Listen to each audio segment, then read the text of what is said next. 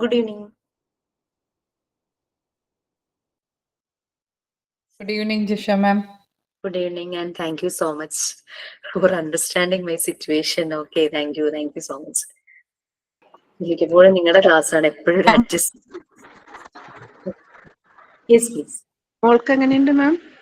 ഇന്ന് ഡിസ്ചാർജ് ആയി. അപ്പം ഞാൻ ഇന്ന് ഡിസ്ചാർജ് ആവില്ല എന്ന് കരുതിയിട്ടാണ് 3 to 4 നിങ്ങളുടെ ക്ലാസ് ആക്കിയത്. അപ്പൊ ഡിസ്ചാർജ് അതിന്റെ പ്രൊസീജിയറും കാര്യങ്ങളൊക്കെ ആ ഒരു ടൈം ആകുമ്പോഴാണ് ആവുന്നത്. അപ്പൊ അതാണ് പെട്ടെന്ന് തന്നെ മെസ്സേജ് തന്നത്, രാത്രി തന്നെ ക്ലാസ് എന്നുള്ള രീതിയിൽ. ഓക്കെ, എല്ലാവരിലേക്കും ആ മെസ്സേജ് എത്തിയെന്ന് ഞാൻ വിചാരിക്കണം. ഞാൻ ജോബ് സാറിനോടും പറഞ്ഞിരുന്നു, പിന്നെ ബേർഷീനോടും പറഞ്ഞിട്ടുണ്ടായിരുന്നു. ഗ്രൂപ്പിലിട്ടിരുന്നു. അതെ അല്ലേ, okay, thank you so much. പക്ഷേ പറഞ്ഞു അതെ അല്ലേ, ഓക്കെ. ഈവനിങ് ക്ലാസ് ആയിട്ടും ആരും എന്താ ജോയിൻ ആവാത്ത? സാധാരണ നൈറ്റ് ക്ലാസ്സിൽ ഭയങ്കരമായിട്ട് കുട്ടികൾ ഉണ്ടാവും, ജോലിക്ക് പോണവരും പഠിക്കുന്നവരൊക്കെ കയറും. അതുകൊണ്ട് ചോദിച്ചാട്ടോ. Okay, anyway we can start. Who is going to do prayer? Yes.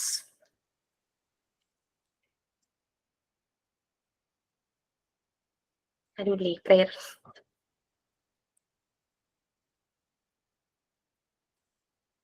ആരുമില്ലെങ്കിൽ നമുക്കൊരു സൈലന്റ് പ്രേയറോട് കൂടി ക്ലാസ് സ്റ്റാർട്ട് ചെയ്യാം. No problem. ഞാനൊരു prayer try ചെയ്യാം ma'am. Okay, please.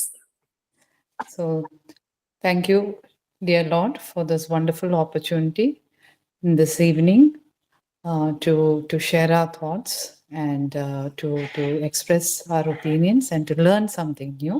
Thank you for this opportunity on behalf of the class as well as Jisha ma'am. We all thank you for this wonderful chance.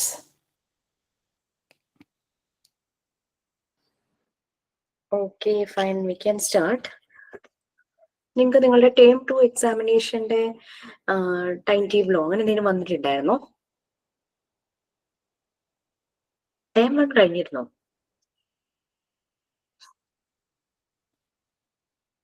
Term 2 എക്സാമിന്റെ ഒന്നും വന്നിട്ടില്ല. Term 1 exam കഴിഞ്ഞിരുന്നോ?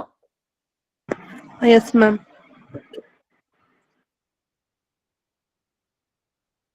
Term 2 നിങ്ങളുടെ time table. Yes, term 1 exam കഴിഞ്ഞു. Term 2 ആയിട്ടില്ല. Term 2 ആ ഒരു portions തീരുമ്പോഴേക്കാണ് അത് date fix ചെയ്യുള്ളൂ. മൊത്തം 2 ടേം എക്സാംസ് ആയിരിക്കും അല്ലേ മാം? അതെ അതെ, നമ്മുടെ മോഡ്യൂൾ 1 പാർട്ട് 1 and 2 കഴിയുമ്പോൾ നിങ്ങളുടെ ടേം 1 എക്സാമിനേഷൻ അത് കഴിഞ്ഞു. അതെങ്ങനെയുണ്ടായിരുന്നു? എളുപ്പമായിരുന്നു. മോക്ക് നല്ലായിരുന്നു. ടെസ്റ്റുകളാണ് കൂടുതൽ ഉണ്ടായിരുന്നത്. മോക്ക് ടെസ്റ്റ് നമ്മള് നോക്കി അതിൻ്റെതായ ഇമ്പ്രൂവ്മെന്റ് ഉണ്ടായിരുന്നു. ടെൻഷനായിരുന്നു, എന്നാലും എക്സാം എഴുതിയപ്പോ സമാധാനായി. എങ്ങനെയാന്നൊന്നും അറിയാത്ത കാരണേ പിന്നെ എഴുതി തുടങ്ങിയപ്പോ ഫ്രീ ആയി. ഓക്കെ, സോ 3 and 4 കഴിയുമ്പോൾ നമ്മൾ ടേം 2 എക്സാമിനേഷൻ, അത് കഴിഞ്ഞ ഒരു ചെറിയൊരു സ്റ്റഡി ലീവ് കഴിയുമ്പോൾ നമ്മളുടെ മെയിൻ എക്സാമിനേഷൻ സ്റ്റാർട്ട് ചെയ്യും. മെയിൻ എക്സാമിനേഷൻ സെയിം ഫോമാറ്റ് തന്നെ, ഇതിന്റെ അതേ കാര്യങ്ങൾ കണ്ടീഷൻസ് തന്നെയാണ്, പക്ഷെ അത് സബ്ജക്ട് വൈസ് ആണെന്ന് മാത്രം. സബ്ജക്ട് നമുക്ക് PG ആൻഡ് ഡിപ്ലോമയ്ക്ക് കോമൺ ആയിട്ട് 7 സബ്ജക്ട്, അതറിയാലോ. മോഡ്യൂൾ 1 നമ്മൾ 6 സബ്ജക്റ്റ് ആയിട്ട് ഡിവൈഡ് ചെയ്തിട്ടുണ്ട്, പ്ലസ് ഇംഗ്ലീഷ് മോഡ്യൂൾ 2, അങ്ങനെയാണ് 7 സബ്ജക്ട്സ് വരുന്നത്. പിന്നെ PGക്കാർക്ക് 2 മോഡ്യൂൾ എക്സ്ട്രാ ഉണ്ട്, അത് 2 സബ്ജക്റ്റ് ആയിട്ടാണ്. അപ്പോൾ അങ്ങനെ അത് സെപ്പറേറ്റ് ആയിട്ടാണ് നടത്തുന്നത്. അപ്പൊ PGയുടെ ക്ലാസ്സസ് ഇപ്പോൾ 9, 10, 11 PG ക്ലാസ്സസ് നടക്കുക. അവരുടെ കഴിയുമ്പോഴേക്കും നിങ്ങളുടെ സ്റ്റാർട്ട് ചെയ്യും. ചിലപ്പോൾ 12, 13, 14 അങ്ങനെ 3 ബാച്ചിനെ മിക്സ് ചെയ്തിട്ടായിരിക്കും. അങ്ങനെ കമ്പൈൻഡ് ആയിട്ട് PGയുടെ ക്ലാസ്സസ് സ്റ്റാർട്ട് ചെയ്യും. PG ടോപ്പിക്സ് എന്ന് പറഞ്ഞു കഴിഞ്ഞാൽ ഇറ്റ്സ് എൻറ്റയർലി ഡിഫറെന്റ്. അവിടെ നിന്ന് പറഞ്ഞാൽ നമ്മളൊരു സ്കൂൾ എങ്ങനെ നമുക്ക് സ്റ്റാർട്ട് ചെയ്യാം, ആദ്യമായിട്ടൊരു സ്കൂൾ സ്റ്റാർട്ട് ചെയ്യാൻ പോകുമ്പോൾ എന്തെല്ലാം കാര്യങ്ങൾ ശ്രദ്ധിക്കണം, അങ്ങനെയുള്ള കാര്യങ്ങളാണ്. അപ്പൊ PGക്കാർക്കുള്ള ഒരു അസൈൻമെന്റ് 10 ക്വസ്റ്റ്യൻസ് പ്രിപ്പയർ ചെയ്തിട്ടുണ്ട്. ഒരുമിച്ച് ഒറ്റ അസൈൻമെന്റ് ആണ് 10 ക്വസ്റ്റ്യൻസ്. അത് ഞാൻ എല്ലാരെ കൊണ്ടും ചെയ്യിക്കും, ഈവൻ ഡിപ്ലോമക്കാരെ കൊണ്ട് ചെയ്യിക്കും. വേറെ ഒന്നുമല്ല, കണ്ടന്റ് നിങ്ങളും ഒന്ന് മനസ്സിലാക്കാനാണ്.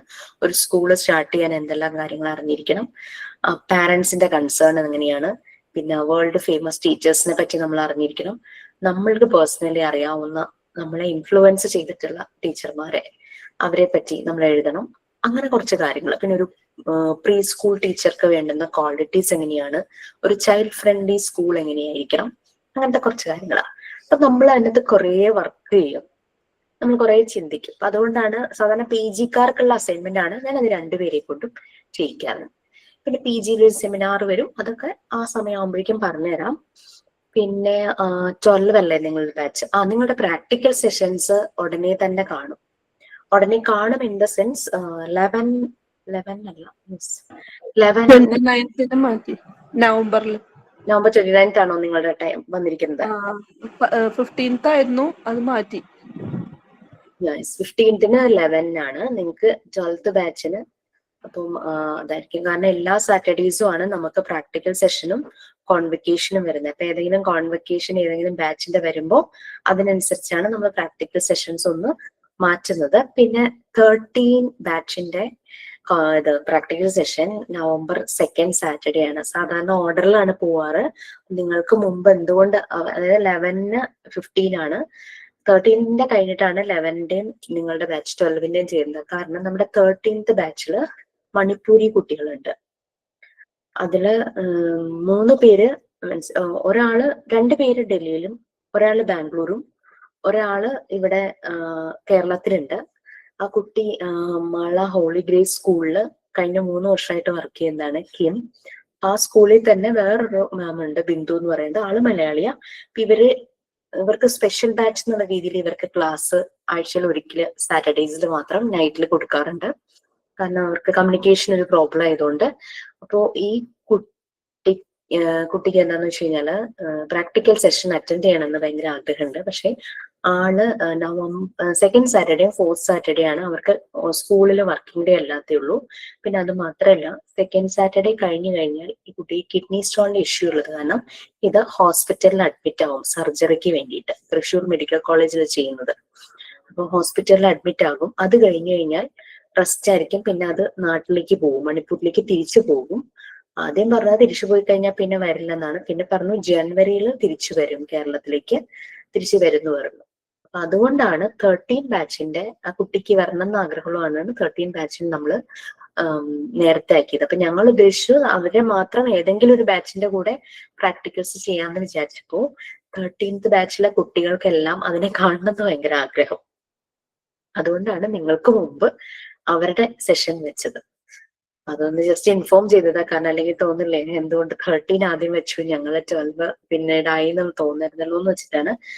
ഒന്നുമില്ലെങ്കിൽ 11ന്റെ കൂടിയോ 12ന്റെ കൂടിയോ ആ കുട്ടിയെ വിളിക്കാമായിരുന്നു. പക്ഷെ അവരുടെ ബാച്ചിലെ മറ്റു കുട്ടികൾ, കാരണം ഗ്രൂപ്പിലുണ്ട്, മെസ്സേജ് ചെയ്യാറുണ്ട്, ചില കുട്ടികളെ ഇത് കോണ്ടാക്ട് ചെയ്യാറുണ്ട് കാര്യങ്ങളൊക്കെ ചോദിക്കാനും മറ്റുമായിട്ട്. അപ്പൊ അത് കാരണം അവർക്ക് അങ്ങനെ കമ്മ്യൂണിക്കേറ്റ് ചെയ്ത കുറെ പേരുണ്ടായിരുന്നു. അപ്പൊ അവർക്ക് ഇതിനെ കാണണമെന്ന് ഭയങ്കര ആഗ്രഹം പറഞ്ഞായിരുന്നു. നമ്മൾ അവർക്ക് വേണ്ടിയിട്ട് 2nd സാറ്റർഡേ ഓപ്റ്റ് ചെയ്ത് അങ്ങനെ വെച്ചു. ഓക്കെ, ഹോപ്പ് നിങ്ങൾക്കൊന്നും കുഴപ്പമുണ്ടാവില്ല എന്ന് വിചാരിക്കും. എനിവേ നമ്മുടെ നാട്ടിലേക്ക് വന്നതല്ലേ. ഓക്കെ ഫ്രണ്ട്സ്, അതാണ് കാര്യം. നമ്മൾ എവിടെ വരെ പോർഷൻസ് എവിടെയാണ്? Where we? Yes please. മിസ്സേ, ഒരു സംശയം ചോദിക്കൂ.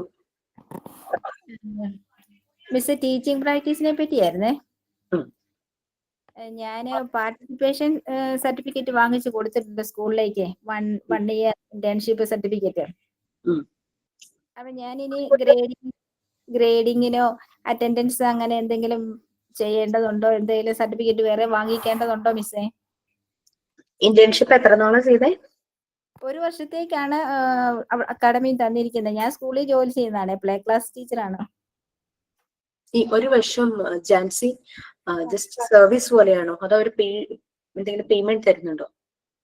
ഇല്ല, ഞാൻ അവിടെ MD 12th ഒരു സ്റ്റുഡന്റ് ആണ്. അവിടുത്തെ ഒരു പാർട്ടിസിപ്പേഷൻ സർട്ടിഫിക്കറ്റ് ആണ് ആവശ്യപ്പെട്ടത്. പക്ഷെ എനിക്ക് ഇന്റേൺഷിപ്പ് സർട്ടിഫിക്കറ്റ് ആയിട്ടാണ് തന്നത് 1 ഇയർ. ആണ്. ഓക്കെ. അല്ല, 1 ഇയർ നമ്മൾ അവിടെ നമ്മുടെ അത്രയും ടൈം നമ്മളവിടെ സ്പെൻഡ് ചെയ്യല്ലേ, നമ്മുടെ ടൈമിന് വാല്യൂ ഉണ്ടല്ലോ. അതുകൊണ്ടാണ് ഞാൻ ചോദിച്ചത് അവരെന്തെങ്കിലും പേയ്മെന്റ് തരുമോ എന്ന് ചോദിച്ചത്. പേയ്മെന്റ് ഉണ്ട്. ഞാൻ നേരത്തെ തൊട്ടേ ആ സ്കൂളിലുള്ളതാണ്. അപ്പം നേഴ്സറി സ്കൂളായിരുന്നു, അത് മോണ്ടിസോറി സിസ്റ്റത്തിലോട്ട് മാറ്റുവാന്ന് പറഞ്ഞു. അതുകൊണ്ടാണ് ഞാൻ ഈ കോഴ്സ് ചെയ്യുന്നതും. Very good. അപ്പൊ ഒരു കാര്യം ചെയ്താൽ മതി, നമ്മളുടെ ഓഫീസിൽ നിന്ന് നിങ്ങൾക്കൊരു ഗ്രേഡിംഗ് ഷീറ്റ് തരും. നിങ്ങളുടെ പെർഫോമൻസിന് ഉള്ള ഗ്രേഡ് തരുന്ന ഒരു ഗ്രേഡിംഗ് ഷീറ്റ് വരും. അതിൽ അവരാണ് മാർക്ക് ഇടുന്നത് കേട്ടോ. ആ സ്കൂളില് കൺസേൺ അതോറിറ്റിയാണ് മാർക്ക് ഇടുന്നത്. പിന്നെ നമ്മളുടെ അറ്റൻഡൻസും സാധാരണ 10 to 15 days ആണ് നമ്മൾ ടീച്ചിങ് പ്രാക്ടീസ് പറയുന്നത്. കാരണം നമ്മളുടെ കോഴ്സിനെ അഫക്ട് ചെയ്യാതെ ഒരു 10 to 15 days നമ്മൾ ചെയ്യണം. അപ്പൊ കുട്ടികൾ സാധാരണ ചെയ്യുന്നത് എന്താണെന്ന് വെച്ച് കഴിഞ്ഞാൽ 1 month 2 months 3 months ഒക്കെ എടുക്കും. കാരണം എക്സ്പീരിയൻസിന് വേണ്ടിയിട്ടാണെന്ന് പറഞ്ഞിട്ട് ചിലപ്പോൾ അത്രയും ടൈം സ്പെൻഡ് ചെയ്യാൻ പറ്റാത്തവര് 10 to തുടങ്ങി ഒരു 15 days ആണ്, അത്രയും മതി. പക്ഷെ നമ്മൾ ചെയ്യുമ്പോൾ ഒരു കാര്യം അത് ജാൻസിക്ക് വളരെ ഹെൽപ്ഫുൾ ആയിരിക്കും. കാരണം നമ്മളുടെ മോണ്ടിസോറി മെത്തേഡിൽ നമുക്ക് ലെസൺ പ്ലാനുകളൊന്നുമില്ല. പക്ഷെ നമ്മൾ ചെല്ലുന്ന സ്കൂളില് അവര് ലെസൺ പ്ലാൻ, കാരണം എല്ലാ സ്കൂളുകളിലും ടീച്ചേഴ്സ് പൊതുവെ പ്രിപ്പയർ ചെയ്യേണ്ട ഒന്നാണ് ലെസൺ പ്ലാൻ എന്ന് പറയുന്നത്. എന്ന് വെച്ചാൽ നമ്മൾ എന്താണോ കുട്ടികളെ ചിലപ്പോൾ 1 weekലേക്കായിരിക്കും, ചിലപ്പോൾ 1 monthലേക്കായിരിക്കും ലെസൺ പ്ലാൻ പ്രിപ്പയർ ചെയ്യണം. അതായത് നമ്മൾ പ്രീവിയസ്ലി അസൈൻ ചെയ്ത് വെക്കുക ഓരോരോ ദിവസങ്ങളിലും ഞാൻ ഇതാണ് പഠിപ്പിക്കാൻ പോകുന്നത്. പക്ഷെ നമ്മുടെ മോണ്ടിസോറി മെത്തേഡിൽ നമുക്ക് ലെസൺ പ്ലാനിന് പകരം ടീച്ചിങ് മാനുവൽ ആണ്. അത് നമ്മളുടെ ഒരു ജേർണൽ പോലെ നമുക്ക് വെക്കാം. അതായത് ഇപ്പം നമ്മൾ ഇന്നത്തെ ഒരു ദിവസം പോയി അവിടെ ചെന്ന് കുട്ടികൾക്ക് എന്ത് ആക്ടിവിറ്റി കൊടുത്തു എന്നുള്ളത് നമ്മൾ ആ ടീച്ചിങ് മാനുവലിൽ എഴുതണം. ചെറിയൊരു സിമ്പിൾ ഫോമാറ്റ് ആണ് ടീച്ചിങ് മാനുവലിൽ. നിങ്ങൾക്ക് അതിന്റെ ഫോമാറ്റ് ഒക്കെ ഗ്രൂപ്പിൽ ഷെയർ ചെയ്തോന്ന് എനിക്കറിയില്ല. ടീച്ചിങ് മാനുവലിൽ നമ്മൾ ചെയ്യുന്നത് എന്താണെന്ന് വെച്ച് കഴിഞ്ഞാൽ നമ്മൾ ഓൾറെഡി ഇത് ചെയ്യിക്കും എന്ന് പ്ലാൻ ചെയ്തൊന്നും പോവില്ല. പക്ഷെ നമ്മളുടെ മനസ്സിൽ കുറെ കാര്യങ്ങളുണ്ട്, കുറെ ആക്ടിവിറ്റീസ് കുട്ടികളെ കൊണ്ട് ചെയ്യിക്കേണ്ടത്. കുട്ടികളുടെ ഡെവലപ്മെന്റിന് വേണ്ടുന്ന 5 ഏരിയകൾ, അതായത് അവർക്ക് life skill, language, mathematical area, science and geographical area and other cultural area, music, അങ്ങനത്തെ കാര്യങ്ങളൊക്കെ വരുമല്ലോ. പിന്നെ അവരുടെ സെൻസസ് യൂസ് ചെയ്തിട്ട് എന്തൊക്കെ ലേൺ ചെയ്യാൻ പറ്റും. അങ്ങനെ 5 ഏരിയയിലുള്ള ആക്ടിവിറ്റീസും മെറ്റീരിയൽസും നമ്മളുടെ കയ്യിലുണ്ടായിരിക്കും.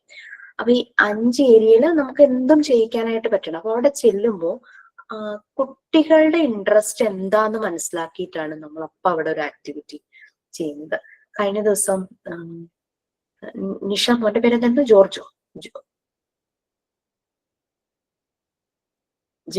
ജോർജ് എന്നായിരുന്നില്ലേ?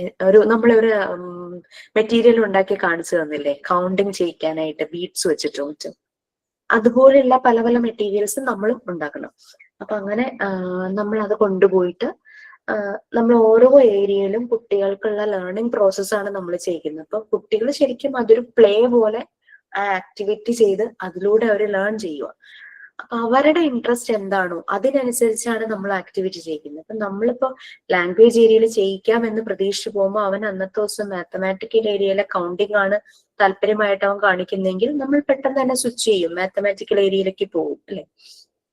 അല്ലെങ്കിൽ ഹെൽത്തി ഹാബിറ്റ്സിന്റെ ഒരു ആക്ഷൻ സോങ്ങിലൂടെ അവന് ഹെൽത്തി ഹാബിറ്റ്സിന്റെ അവയർനെസ് കൊടുക്കാനാണ് പോകുന്നതെങ്കിൽ അവർ ഓക്കെയാണ്, ആക്ഷൻ സോങ് ചെയ്യാൻ അവർ റെഡി ആണെങ്കിൽ നമ്മൾ ആ രീതിയിൽ പോകും. അതുകൊണ്ട് നമ്മളൊന്നും പ്ലാൻഡ് അല്ല. അങ്ങനെയാണ് ടീച്ചിങ് മാനുവലിൽ വരുത്തുക. അപ്പൊ നമ്മൾ എഴുതും നമ്മളുടെ ഫസ്റ്റ് ആക്ടിവിറ്റി. ഇപ്പൊ ഹെൽത്തി ഹാബിറ്റ്സ് ആണ് അവരുടെ ലേണിംഗ് ചെയ്യേണ്ട ആക്ടിവിറ്റി. നമ്മൾ ഹെൽത്തി ഹാബിറ്റ്സ് എന്ന് എഴുതിയിട്ട് ആക്ഷൻ സോങ് എന്നൊരു ഹൈഫൺ ഇട്ട് എഴുതിയാൽ മതി. അതിന്റെ റിസൾട്ട് നമ്മൾ കൊടുത്ത ആക്ടിവിറ്റി, അതായത് നമ്മൾ കൊടുത്തതിന് ശേഷം ആട്ടോ എഴുതുന്നത്. രാവിലെ നമ്മൾ ചെന്നു, ഈവനിങ് ആയിരിക്കും നമ്മൾ ടീച്ചിങ് മാനുവൽ റെഡിയാക്കുന്നത്, അല്ലെങ്കിൽ അന്ന് നൈറ്റ്, പിറ്റേ ദിവസത്തേക്ക് പോയാൽ മറന്നുപോകും. അപ്പം നമ്മൾ എഴുതുന്നു ആക്ടിവിറ്റി എന്നുള്ള കോളത്തിന്റെ താഴെ 1 ഇട്ടിട്ട്. അപ്പൊ ചിലപ്പോൾ അന്നത്തെ ദിവസം 1, 2, 3 ആക്ടിവിറ്റി ചെയ്യിച്ചിട്ടുണ്ടെങ്കിൽ ഹെൽത്തി ഹാബിറ്റ്സ് അവയർനെസ് എന്ന് കൊടുത്തിട്ട് ത്രൂ ആക്ഷൻ സോങ് ആണെങ്കിൽ ത്രൂ ആക്ഷൻ സോങ് കൊടുക്കുക, അല്ലെങ്കിൽ ത്രൂ റോൾ പ്ലേ ആണെങ്കിൽ ത്രൂ റോൾ പ്ലേ എന്ന് കൊടുക്കുക. റിസൾട്ട് നമുക്ക് എന്താ? കുട്ടികൾക്ക് ഹെൽത്തി ഹാബിറ്റ്സിനെ പറ്റിയുള്ള അവയർനെസ് കിട്ടി, അല്ലെ? റിസൾട്ട് അവർക്ക് അതിനെ പറ്റിയുള്ള ഒരു അവയർനെസ് കിട്ടി. ഈ കോളം എല്ലാം കഴിഞ്ഞ് 2 കോളമേ ഉള്ളൂ, സീരിയൽ നമ്പറും 3 കോളം. സീരിയൽ നമ്പർ എന്നൊരു കോളം, 2ാമത്തെ കോളത്തിലെ ആക്ടിവിറ്റി, 3ാമത്തെ കോളത്തിലെ റിസൾട്ട്. ഏറ്റവും താഴെ ഈ ബോക്സിന് താഴെയായിട്ട് മൈ ഇവാലുവേഷൻ അല്ലെങ്കിൽ മൈ ഒബ്സർവേഷൻ. കുട്ടികൾ ഈ ആക്ടിവിറ്റി ചെയ്ത സമയത്ത് നമ്മൾ അവരെ ഒബ്സർവ് ചെയ്യണം. അപ്പോൾ നമുക്ക് എഴുതാം അവർ ഭയങ്കരമായിട്ട് എൻജോയ് ചെയ്തു, ആ ആക്ഷൻ സോങ് അല്ലെങ്കിൽ ആ റോൾ പ്ലേ റിപ്പീറ്റ് ചെയ്യണമെന്ന് അവർ പറഞ്ഞു. അങ്ങനെ കുറെ കാര്യം ഞാൻ വീട്ടിൽ ചെന്ന് പറഞ്ഞു കൊടുക്കും, ഇതെല്ലാവരോടും പറഞ്ഞു കൊടുക്കും, ഇങ്ങനെയാണ് ഹാൻഡ് വാഷ് ചെയ്യേണ്ടത്, അങ്ങനെ കുറെ കാര്യങ്ങൾ കുട്ടികളെ നമ്മൾ ഒബ്സർവ് ചെയ്യില്ലേ, അത് കംപ്ലീറ്റ് മൈ ഇവാലുവേഷനിൽ നമ്മൾ എഴുതി വെക്കണം. നമ്മളുടെ ഒബ്സർവേഷൻ ഒരു മോണ്ടിസോറി ഫെസിലിറ്റേറ്റർക്ക് ഏറ്റവും വേണ്ടുന്ന ക്വാളിറ്റിയാണ് ഒബ്സർവേഷൻ എന്ന് പറയുന്നത്. ഇങ്ങനെയാണ് നമ്മൾ ഈ ടീച്ചിങ് മാനുവൽ എഴുതുന്നത്. ഓരോ ദിവസത്തെ നമ്മൾ ഇങ്ങനെ എഴുതുന്നു. വളരെ സിമ്പിൾ ആയിട്ട് വരച്ചാൽ മതി. ഒരു നോട്ട്ബുക്ക്, പ്ലെയിൻ നോട്ട്ബുക്ക് ആണെങ്കിൽ അത്രയും നല്ലത്. ലൈൻ ഇട്ടാലും കുഴപ്പമില്ല. അല്ലാണ്ട് പേപ്പറിൽ ചെയ്യണമെന്നില്ല. വരച്ച് നമുക്കത് ചെയ്യാം. കൺസേൺസ് അതോറിറ്റി, HOD ആരാ, ഹെഡ് മിസ്സസോ പ്രിൻസിപ്പളോ ആരാന്ന് വെച്ചാൽ സൈൻ ചെയ്യിക്കാം. അല്ലെങ്കിൽ ആ ഒരു KG സെഷന്റെ എന്തെങ്കിലും ഹെഡ് പോലെ ആരെങ്കിലും അവരെ കൊണ്ട് ഒന്ന് സൈൻ ചെയ്യിക്കുകയാണെങ്കിൽ നന്നായിരിക്കും. എന്നിട്ട് നമ്മളൊരു 10-15 ദിവസം നമ്മളിങ്ങനെ കുട്ടികളെ ഒബ്സർവ് ചെയ്ത് ഈ ടീച്ചിങ് മാനുവൽ പ്രിപ്പയർ ചെയ്ത് വെച്ച് കഴിഞ്ഞാൽ നമുക്ക് അടുത്ത ക്ലാസ്സുകളിലേക്ക് പോകുമ്പോൾ നമുക്കിതൊരു റെഫറൻസ് ആണ്. നമ്മളുടെ ഓർമ്മയിലുണ്ടാവും. നമ്മൾ എടുത്തു നോക്കുമ്പോൾ നമുക്ക് ഓരോ ദിവസത്തെ കാര്യങ്ങൾ നമ്മൾ അതിലൂടെ പോകുമ്പോൾ ഗോ ത്രൂ ചെയ്യുമ്പോഴേക്കും നമുക്ക് മനസ്സിലാകും കുട്ടികളിൽ ഉണ്ടായിരുന്ന പ്രോഗ്രസ്. ഇത് വെച്ചിട്ട് നമുക്ക് അവരെ ഇവാലുവേറ്റ് ചെയ്യാനായിട്ട് പറ്റും. പാരന്റ്സിന്റെ അടുത്ത് നമുക്ക് പറയാനും പറ്റും. ഓരോ കുട്ടിയുടെ രീതികൾ വേണമെങ്കിൽ ഒബ്സർവ് ചെയ്ത് നമുക്ക് ആ ടീച്ചിങ് മാനുവൽ എഴുതി വയ്ക്കാം. ഇത് നമ്മളുടെ ഒരു എന്താ മലയാളത്തിൽ പറയുകയാണെങ്കിൽ, അതായത് ലൈഫ് ജേണൽ, നമ്മളുടെ വളർച്ചയുടെ ഒരു നാൾ വഴി പുസ്തകം, നല്ലപോലെ മലയാളത്തിൽ പറയുകയാണെങ്കിൽ അതാണ്. അപ്പൊ നമ്മളുടെ ഒരു ലേണിംഗ് ജേണലാണിത്. നമ്മൾ ഇത് എഴുതുന്നതിനൊപ്പം നമ്മൾ പഠിക്കുക. അപ്പൊ നെക്സ്റ്റ് ഡേ ഓരോ കുട്ടിക്കും നമുക്ക് എന്ത് കൊടുക്കണം എന്ന് നമുക്ക് മനസ്സിലാകും. അല്ലാതെ എന്താ വെറുതെ ക്ലാസ് എടുത്ത് പോകുന്നു, അതല്ലേ നടക്കുള്ളൂ. മോണ്ടിസോറി മെത്തേഡിൽ നമ്മൾ ഇതും കൂടെ ഒന്ന് ഇൻക്ലൂഡ് ചെയ്യുവാണെങ്കിൽ, ടീച്ചിങ് മാനുവൽ നമ്മൾ നല്ല രീതിയിൽ എഴുതുവാണെങ്കിൽ നമ്മൾക്കൊരു ലേണിംഗ് ജേണലാണത്. അടുത്ത വർഷം പുതിയ ബാച്ചിലെ കുട്ടികൾ വന്നു, നമുക്ക് ഇതൊരു റെഫറൻസാണ്. ഓരോ വർഷവും നമ്മൾ ഇങ്ങനെ ഒരു ലേണിംഗ് ജേണൽ ഉണ്ടാക്കി വെക്കുകയാണെങ്കിൽ നമുക്ക് കുട്ടികളുടെ പ്രോഗ്രസ് ഇവാലുവേറ്റ് ചെയ്യാൻ പറ്റും. പാരന്റ്സിന്റെ അടുത്ത് വളരെ കോൺഫിഡന്റ് ആയിട്ട് അവരുടെ പ്രോഗ്രസ് പറയാൻ പറ്റും. എന്തെങ്കിലും ഒരു ചെറിയൊരു ഡിഫോമിറ്റീസ് ഏതെങ്കിലും കുട്ടികൾ കണ്ടു കഴിഞ്ഞാൽ നമുക്ക് കറക്റ്റ് ചെയ്യാൻ പറ്റും. നമ്മളുടെ കയ്യിൽ നിൽക്കുന്ന, അല്ലെങ്കിൽ നമുക്ക് റെഫർ ചെയ്യാൻ പറ്റും വേറെ ആരുടെ അടുത്തേക്കെങ്കിലും എന്തെങ്കിലും തെറാപ്പി ചെയ്യേണ്ടതാണെങ്കിൽ. ഒരു ബാച്ചിലർ 10ലാന്ന് തോന്നുന്നു, പാരന്റ്സ് അച്ഛനും അമ്മയും മോനും മാത്രമേ ഉള്ളൂ. മോനിപ്പോ LKG UKG എന്തോയി. അപ്പൊ ഈ LKGയിലെ ആ ടീച്ചർ ഭയങ്കരമായിട്ട് കുട്ടിയെ നിർബന്ധിച്ച് കൈ പിടിച്ചിരുത്തി എഴുതെന്ന് പറയും. ഇവൻ ഇത്തിരി സ്ലോ ലേണറാണ്. ടീച്ചറും മനസ്സിലാക്കിയില്ല. ഈ പറഞ്ഞത് കുട്ടിയുടെ അമ്മയാട്ടോ. ഈ അമ്മ പറയാ ഞങ്ങളും മനസ്സിലാക്കിയില്ല എന്ന്. അപ്പൊ നിറയെ ഹോംവർക്ക് കൊടുത്തു വിടും LKG കുട്ടിക്ക്, മോന്. അപ്പൊ ഇവന് കളർ ചെയ്യാനൊക്കെ ഭയങ്കര ഇഷ്ടമാണ്. അപ്പൊ വീട്ടിൽ വന്നു കഴിയുമ്പോഴേക്കും നീ ഇത് എഴുതെന്ന് പറഞ്ഞിട്ട് ഈ അമ്മയും പുഷ് ചെയ്യുവാണ്. അപ്പൊ അങ്ങനെ വന്നപ്പം അവന് ഇഷ്ടമല്ല എഴുതാൻ, പക്ഷെ നിർബന്ധം കാരണം ഇവൻ അങ്ങ് എഴുതും, കൈ പിടിച്ച് എഴുതിക്കുന്നു. അങ്ങനെ അവന് വരയ്ക്കാനാണ് ഭയങ്കര ഇഷ്ടം, വരയ്ക്കാനും കളർ ചെയ്യാനും. അങ്ങനെയാണ് നമ്മുടെ ഈ കുഞ്ഞിന്റെ അമ്മ നമ്മുടെ കോഴ്സിന് ജോയിൻ ചെയ്യുന്നത്. ഇത് ക്ലാസ് ഇങ്ങനെ കേട്ട് തുടങ്ങി കുറച്ച് കഴിഞ്ഞപ്പോഴേക്കുമാണ് ഞാൻ മോനോട് ചെയ്യുന്നത് ശരിയല്ലല്ലോ എന്ന് മനസ്സിലായി. അവനെ പിന്നെ ആദ്യം വരുമ്പോ തന്നെ കളിക്കാൻ വിടും. പിന്നെ അവന് കുറെ ക്രയോൺസും പേപ്പറും ഒരു ബോർഡും, വൈറ്റ് ബോർഡ് വാങ്ങിച്ചു വെച്ചു, മാർക്കറും ഒക്കെ വാങ്ങിച്ചു കൊടുത്തു. അവന് ഇഷ്ടമുള്ളത് അവന് വരയ്ക്കാനായിട്ടുള്ള ഫ്രീഡം കൊടുത്തു. അവനത് വരയ്ക്കാൻ തുടങ്ങി. അത് കഴിയുമ്പോഴേക്കും അവൻ അമ്മയുടെ അടുത്തേക്ക് വരും. എന്നിട്ട് അവൻ വളരെ അനുസരണയോടുകൂടി എഴുതാനുള്ളത് എഴുതും. കാരണം അവന് അത്രയും ഫ്രീഡം കിട്ടി, അല്ലെ? അവന് കളിക്കാനുള്ള ഫ്രീഡം കിട്ടി, അവന് ഇഷ്ടമുള്ള കാര്യം ചെയ്യാനുള്ള ഫ്രീഡം കിട്ടി. അത് കഴിയുമ്പോൾ അവൻ ഒരു മടിയില്ലാതെ വന്ന് എഴുതാൻ തുടങ്ങി. അപ്പൊ ഈ എഴുതുന്നത് കൈ പിടിച്ചുള്ള എഴുത്ത് മാറ്റിയിട്ട് നമ്മളുടെ മെത്തേഡിൽ പലതും ചെയ്തു നോക്കി. അങ്ങനെ ഈ ഹസ്ബൻഡ് ഒരു ദിവസം ഇങ്ങനെ ക്ലാസ് നടക്കുന്ന സമയത്ത് അതുവഴി പാസ് ചെയ്തപ്പോ ക്ലാസ് കേട്ടപ്പോ ആൾ അവിടെ ഇരുന്ന് ശ്രദ്ധിച്ചു അത്രേ. അപ്പം ഹസ്ബൻഡിനും മനസ്സിലായി നല്ല നല്ല കാര്യങ്ങളാണല്ലോ പറയണേന്ന് പറഞ്ഞിട്ട് ആള് രണ്ടുപേരും കുട്ടിയെ അവന്റെ രീതിയിൽ വിട്ടു. പതുക്കെയാണ് അവൻ പഠിക്കുന്നത്. പക്ഷെ അവൻ പഠിക്കുന്നതിൽ ഇപ്പോ മടി കാണിക്കുന്നില്ല, ദേഷ്യം അവന് തോന്നുന്നില്ല പഠിക്കുന്ന കാര്യങ്ങളില്. അങ്ങനെ സ്കൂളും അവരൊന്ന് മാറ്റി. സ്കൂളില് ഉള്ള ടീച്ചർമാരുടെയും നല്ലൊരു സപ്പോർട്ട് കിട്ടി തുടങ്ങിയപ്പോഴേക്കും അവനിപ്പോ നല്ല എന്താ പറയാ പ്രൊഡക്റ്റീവ് നമ്മൾ പറയില്ലേ, മറിയ മോണ്ടിസോറി പറയുന്ന പോലെ മോണ്ടിസോറി എൻവയോൺമെന്റില് പ്രൊഡക്റ്റീവ് എന്ന് പറയുന്നത് എന്താണെന്ന് വെച്ചാൽ ഒരു നോർമലൈസ്ഡ് ചൈൽഡ് എന്ന് പറഞ്ഞു കഴിഞ്ഞാൽ എന്താണ് എന്നുള്ളത്. അത് പെർഫെക്റ്റോ ടോപ്പോ ക്ലാസ്സിലെ ടോപ്പ് എല്ലാ സബ്ജക്റ്റിനും ടോപ്പ് എന്നുള്ളതല്ല. പ്രൊഡക്റ്റീവ് ആയിരിക്കണം, റിസോഴ്സ്ഫുൾ ആയിരിക്കണം, അല്ലെ? അവന്റെ പൊട്ടൻഷ്യൽ എന്താണോ അതിനനുസരിച്ച് അവൻ വളരും. അതാണ്. അപ്പൊ അങ്ങനെ നിങ്ങൾ ടീച്ചിങ് പ്രാക്ടീസിന് പോകുമ്പോൾ ജസ്റ്റ് ടീച്ചിങ് പ്രാക്ടീസ് തീർക്കാൻ വേണ്ടിയിട്ട് 10 ദിവസം അല്ലെങ്കിൽ 15 ദിവസം അല്ലെങ്കിൽ 1 മാസം ചെയ്യാമല്ലോ ചെയ്യണേ. മാക്സിമം കുട്ടികളെ ഒബ്സർവ് ചെയ്യുക. നമുക്ക് കുറെ കാര്യങ്ങൾ പഠിക്കാൻ പറ്റും. ഓക്കെ, കുറെ ടൈം അങ്ങനെ പോയില്ലേ. ഓക്കെ, എനിവേ ഇപ്പൊ ക്ലിയർ ആയോ എന്താണ് നമ്മൾ ടീച്ചിങ് പ്രാക്ടീസ് എങ്ങനെയാണ് ചെയ്യേണ്ടത്? ടീച്ചിങ് നമുക്ക് നമ്മുടെ മക്കളെ ഒബ്സർവ് ചെയ്യാം. അവർ പഠിക്കുന്ന സമയത്തും അങ്ങനെ നമ്മള് അവരുടെ രീതിക്ക് എന്തെങ്കിലും കൊടുക്കുമ്പോൾ അവരിലുണ്ടാകുന്ന മാറ്റങ്ങളൊക്കെ. ടീച്ചിങ് പ്രാക്ടീസിന് തന്നെ പോകണമെന്നൊന്നുമില്ല, വീട്ടിൽ തന്നെ ചെയ്യും.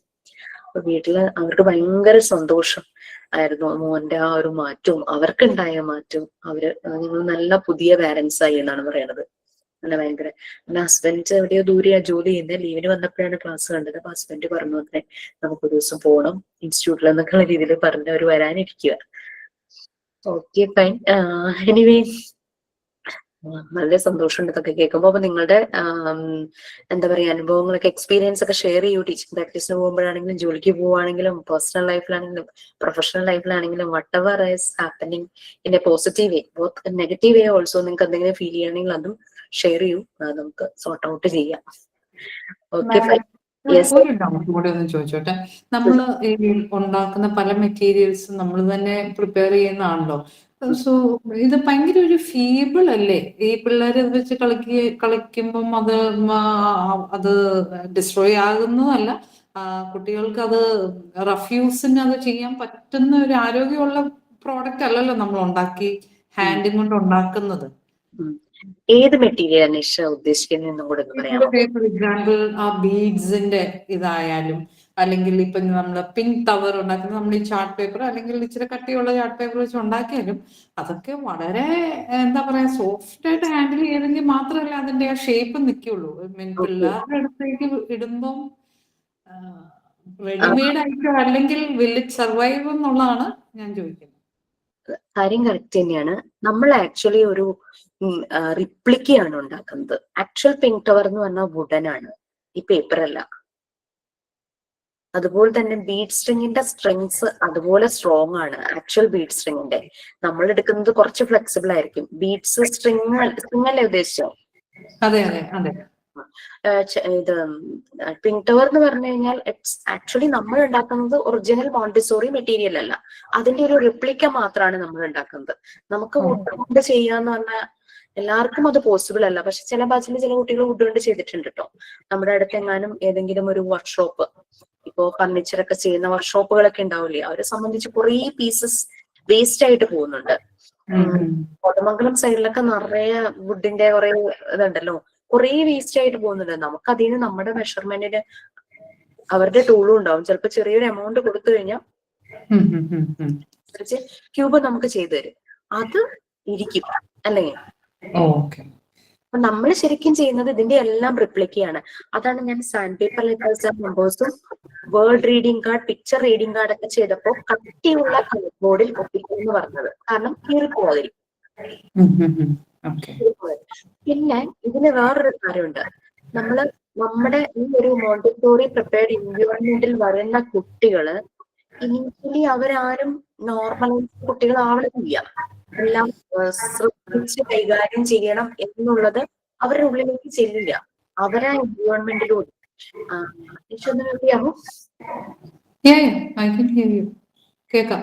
ഒന്ന് മ്യൂട്ട് ചെയ്യാമോ? അവിടെ നിന്ന് എന്തോ ഒരു ഡിസ്റ്റർബൻസ് ശബ്ദം എനിക്ക് തോന്നുന്നു. ഓക്കെ. അപ്പൊ ഈ വരുന്ന ഒരു എൻവയോൺമെന്റിൽ വരുന്ന കുട്ടികളെല്ലാരും ഈ ഇത് ചിലപ്പോ എന്താ പറയാ അഗ്രസീവ് നേച്ചറുള്ള കുട്ടികളുണ്ടാവും, അൺഫ്രണ്ട്ലി ആയിട്ട് ബിഹേവ് ചെയ്യുന്ന കുട്ടികളുണ്ടാവും, ഡിസ്റ്റർബിങ് നേച്ചറുള്ള കുട്ടികളുണ്ടാവും, ഡിസ്ട്രോയിങ് നേച്ചറുള്ള കുട്ടികളുണ്ടാവും, കൈ കിട്ടുന്നൊക്കെ വലിച്ചെറിയുന്ന ടൈപ്പ് കുട്ടികളുണ്ടാവും, കിട്ടിക്കഴിഞ്ഞാൽ ഒന്ന് കീറാൻ നോക്കും, ഇടിച്ച് നശിപ്പിക്കാനൊക്കെ അങ്ങനെ നോക്കുന്ന കുട്ടികളുണ്ടാവും. അത് നമുക്കൊന്നും പറയാൻ പറ്റില്ല. പക്ഷെ അവരെ നമ്മൾ തിരിച്ച് നോർമലൈസ്ഡ് ആക്കണം. അവര് ഡീവിയേറ്റഡ് എന്നുള്ള ഒരു ഗണത്തിൽ പെടുന്നതാണ്. ഈ ഡീവിയേറ്റഡിൽ തന്നെ ഇതുപോലെ അഗ്രസീവ്നെസ്, വയലന്റ് മാത്രമല്ല ഡീവിയേഷൻ, സ്ലീപ്പി ആയിട്ട് ലേസി ആയി ഇരിക്കുന്ന കുട്ടികളും ആ ഒരു കാറ്റഗറിയിലാണ്. ഒന്നും ചെയ്യാതെ നമ്മൾ പൊതുവെ നല്ല കുട്ടി എന്ന് പറയുന്ന ഒരു കാറ്റഗറി ഉണ്ടല്ലോ, അതിനോട് അത് ഒരു ശല്യവും ആർക്കും ഇല്ല. അവരിടത്തിരുത്തി അവിടെ ഇരുന്നോളും. അവര് ശരിക്കും ഡീവിയേറ്റഡ് കുട്ടികളാണ്. അവരവരുടെ ഉള്ളിലുള്ള പൊട്ടൻഷ്യൽ ഉപയോഗിക്കുന്നില്ല. എല്ലാവരുടെയും ഗുഡ് ബുക്കിൽ വരുന്ന ഒരു കാറ്റഗറിയാണ് അവർ. നിങ്ങൾ പഠിക്കൂട്ടോ, നിങ്ങൾക്ക് ഒരു ചാപ്റ്റർ ഉണ്ട് നോർമലൈസേഷൻ ആൻഡ് ഡീവിയേഷൻ എന്ന്. അപ്പോൾ മോണ്ടിസോറി എൻവയോൺമെന്റില് ഈ ഡീവിയേറ്റഡ് ആയിട്ടുള്ള കുട്ടികളെ നോർമലൈസ്ഡ് ആക്കുവാണ്. നോർമലൈസ്ഡ് എന്ന് പറഞ്ഞു കഴിഞ്ഞാൽ പ്രൊട്ടക്റ്റീവ് ആണ്. അതായത് അവര് മറ്റുള്ളവർക്കോ സറൗണ്ടിങ്സിനോ ഡിസ്റ്റർബൻസ് ഉണ്ടാക്കാതെ അവരുടെ ആക്ടിവിറ്റി ഇരുന്ന് ചെയ്യുന്ന കുട്ടികളെയാണ് നോർമലൈസ്ഡ് കുട്ടികൾ എന്ന് പറയുന്നത്. അത് അവരൊരു കാര്യം ചെയ്യുമ്പോൾ ഇപ്പൊ നമുക്കൊരു കുട്ടിക്ക് അവന് ഇഷ്ടപ്പെട്ട ഒരു ടോയ് കൊടുക്കുന്നു കളിക്കാനായിട്ട്. ആ ടോയ് കിട്ടുമ്പോൾ അവന് സന്തോഷമാവും, കാരണം അവന് ഇഷ്ടപ്പെട്ട ഒരു ഇതാണ്. അപ്പൊ അവൻ വളരെ സൂക്ഷിച്ച് ആ ടോയ് ഹാൻഡിൽ ചെയ്യും അല്ലെ. ആ ടോയ് അവൻ വളരെ സൂക്ഷിച്ച് ഹാൻഡിൽ ചെയ്യും. അപ്പൊ അവൻ അത് വെച്ച് കളിക്കുമ്പോൾ സൂക്ഷിക്കും അതിനെന്തെങ്കിലും പറ്റാതിരിക്കാനായിട്ട്. അതുപോലെ തന്നെയാണ് മോണ്ടിസോറി എൻവയോൺമെന്റിൽ ചെയ്യുന്നത്. അവിടെ എല്ലാ മെറ്റീരിയൽസും നാച്ചുറൽ ആയിട്ടുള്ള തിങ്സ് വെച്ചിട്ടുള്ളതാ. വുഡൻ ആയിരിക്കും, ഗ്ലാസ് ആയിരിക്കും, മെറ്റലിന്റെ ആയിരിക്കും. അപ്പൊ ഇത് ചെയ്യുന്ന സമയത്ത് ഈ ഡീവിയേറ്റഡ് ഒരു കാറ്റഗറിയുടെ കാര്യം പറഞ്ഞല്ലോ, അവരുടെ കയ്യിലേക്ക് പെട്ടെന്ന് ഈ സാധനങ്ങൾ എടുത്തു കൊടുക്കാനോ അല്ലെങ്കിൽ അവർക്ക് ഇഷ്ടപ്പെട്ടത് ഷെൽഫിൽ നിന്ന് എടുത്തോളൂ എന്ന് പറയാനോ ഒന്നും ഡീവിയേറ്റഡ് കുട്ടികളുടെ അടുത്ത് നമ്മൾ നിൽക്കരുത്. കുട്ടി ഡീവിയേറ്റഡ് ആണ്, അൺഫ്രണ്ട്ലി ആണ്, അഗ്രസീവ്നെസ് കാണിക്കുന്നു, ലേസി ആണ്, സ്ലീപ്പി ആണ് എന്ന് മനസ്സിലാക്കി കഴിഞ്ഞാൽ ട്രഡീഷണൽ ടീച്ചേഴ്സ് ചെയ്യുന്ന അതേ മെത്തേഡ് അവരിൽ നമ്മൾ ആദ്യം കൊണ്ടുവരണം. അതായത് നമ്മൾ ഡെവലപ്പ് ചെയ്യണം ഒരു പോയിന്റ് ഓഫ് കോണ്ടാക്ട്, ഒരു റാപ്പോ ബിൽഡ് ചെയ്യണം. ആദ്യം ഈ ഡീവിയേറ്റഡ് കുട്ടികളിൽ ട്രഡീഷണൽ ടീച്ചേഴ്സ് ചെയ്യുന്ന പോലെ കുറെ ആക്ടിവിറ്റീസ് കൊടുക്കണം. അവരുടെ ശ്രദ്ധ പിടിച്ചു പറ്റണം, ആ ഒരു എൻവയോൺമെന്റിലേക്ക് അവരുടെ ശ്രദ്ധ കൊണ്ടുവരണം. അങ്ങനെ കുറച്ച് കഴിയുമ്പോഴേക്കും അവര് പതുക്കെ മെറ്റീരിയൽസ് എടുത്ത് വളരെ നിശബ്ദരായി, അതായത് ഒന്നിനെയും ഡിസ്റ്റർബ് ചെയ്യാതെ അവരുടെ ഇഷ്ടത്തോടെ അവർ ചെയ്യാനായിട്ട് തുടങ്ങും. അപ്പൊ അവര് നോർമലൈസ്ഡ് എന്നുള്ള കാറ്റഗറിയിലേക്ക്, അത് പെട്ടെന്നൊന്നും നടക്കില്ല, ചിലപ്പോ 2, 3, 4 months ഒക്കെ എടുക്കും. അതാണ് ഏറ്റവും നമുക്ക് പേഷ്യൻസ് വേണം. നമ്മൾ ഇവരെ ഒബ്സർവ് ചെയ്യണം, ഇവരിൽ എന്താണ് ഡീവിയേറ്റഡ് ആയിട്ട് കിടക്കുന്നത്. അതിനെ കറക്റ്റ് ചെയ്ത് കൊണ്ടുവന്ന് നോർമലൈസ്ഡ് ആക്കുക. വൺസ് അവര് നോർമലൈസ്ഡ് എന്നുള്ള ഒരു കാറ്റഗറിയിൽ ആ ഒരു സ്വഭാവം കാണിക്കാൻ തുടങ്ങുമ്പോൾ പിന്നെ നമ്മളായിട്ട് അവർക്ക് ആക്ടിവിറ്റി കൊടുക്കണ്ട, അവർ ഇഷ്ടമുള്ളത് പോയി എടുത്തോളൂ. ആ ഇഷ്ടമുള്ളത് പോയി എടുക്കുമ്പോൾ ഈ മോണ്ടിസോറി ക്ലാസ് റൂമിലേക്ക് ഒരു കുട്ടി ആദ്യമായിട്ട് വരുമ്പോൾ കുട്ടിയും പാരന്റ്സും കൂടി ആയിരിക്കും വരുന്നത്. അപ്പോൾ അവരെ ഗേറ്റിൽ നിന്നും അവരെ വെൽക്കം ചെയ്യുന്നത് അവിടുത്തെ സ്റ്റാഫും മറ്റ് അസിസ്റ്റന്റ് ഒക്കെ ആയിരിക്കും.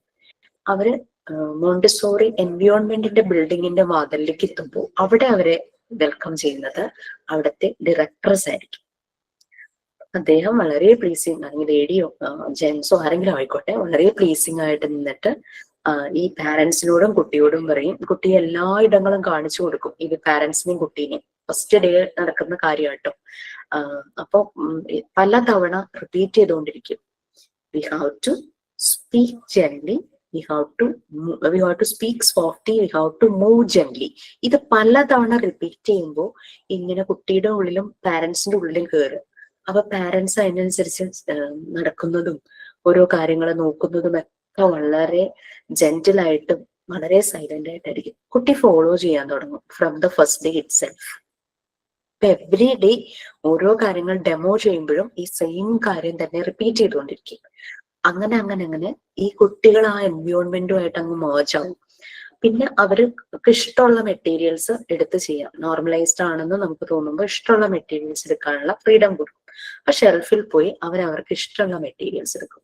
ഇഷ്ടമുള്ള മെറ്റീരിയൽസ് ആവുമ്പോൾ അവർ തന്നെത്താനെ ഇരുന്ന് അത് വെച്ചിട്ട് അവർക്ക് ആദ്യം ഡെമോ കാണിച്ചു കൊടുക്കും കേട്ടോ, മെറ്റീരിയൽസ് വെച്ച് എങ്ങനെയാണ് ചെയ്യേണ്ടത്. അതും വളരെ സിമ്പിൾ ആയിട്ട് കാര്യങ്ങൾ ബ്രീഫായിട്ട് പറഞ്ഞുകൊണ്ടായിരിക്കും ഫെസിലിറ്റേറ്റർ ഡെമോ കാണിക്കുന്നത്. എന്നിട്ട് അല്ലാതെ ദേഷ്യപ്പെട്ടോ നമുക്കുള്ള അറിവ് മുഴുവനും അവിടെ വിളമ്പില്ല. നിങ്ങൾക്ക് ലെക്ചർ കേട്ടോണ്ടിരിക്കാനുള്ള ക്ഷമയില്ല. അവർക്ക് എത്രയും പെട്ടെന്ന് കളിക്കുക എന്നുള്ള ചിന്തയാണല്ലോ. അപ്പൊ ആ through that play, work to play എന്നാ പറയുന്നത്, അതിലൂടെ അവര് വർക്ക് ചെയ്തുകൊണ്ടേയിരിക്കും.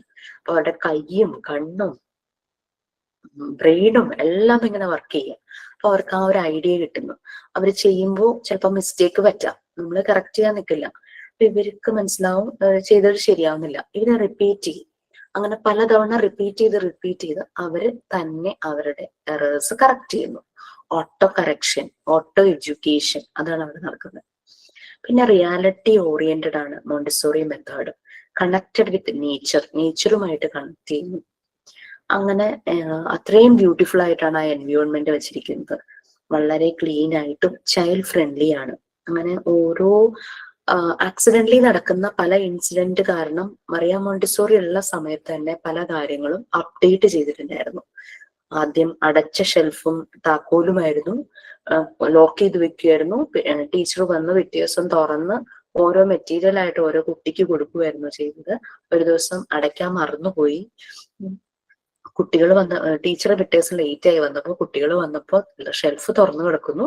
അവർക്ക് ഇഷ്ടമുള്ളത് പോയി എടുത്തുകൊണ്ട് വന്ന് ആക്ടിവിറ്റി ചെയ്യാനായിട്ട് തുടങ്ങി.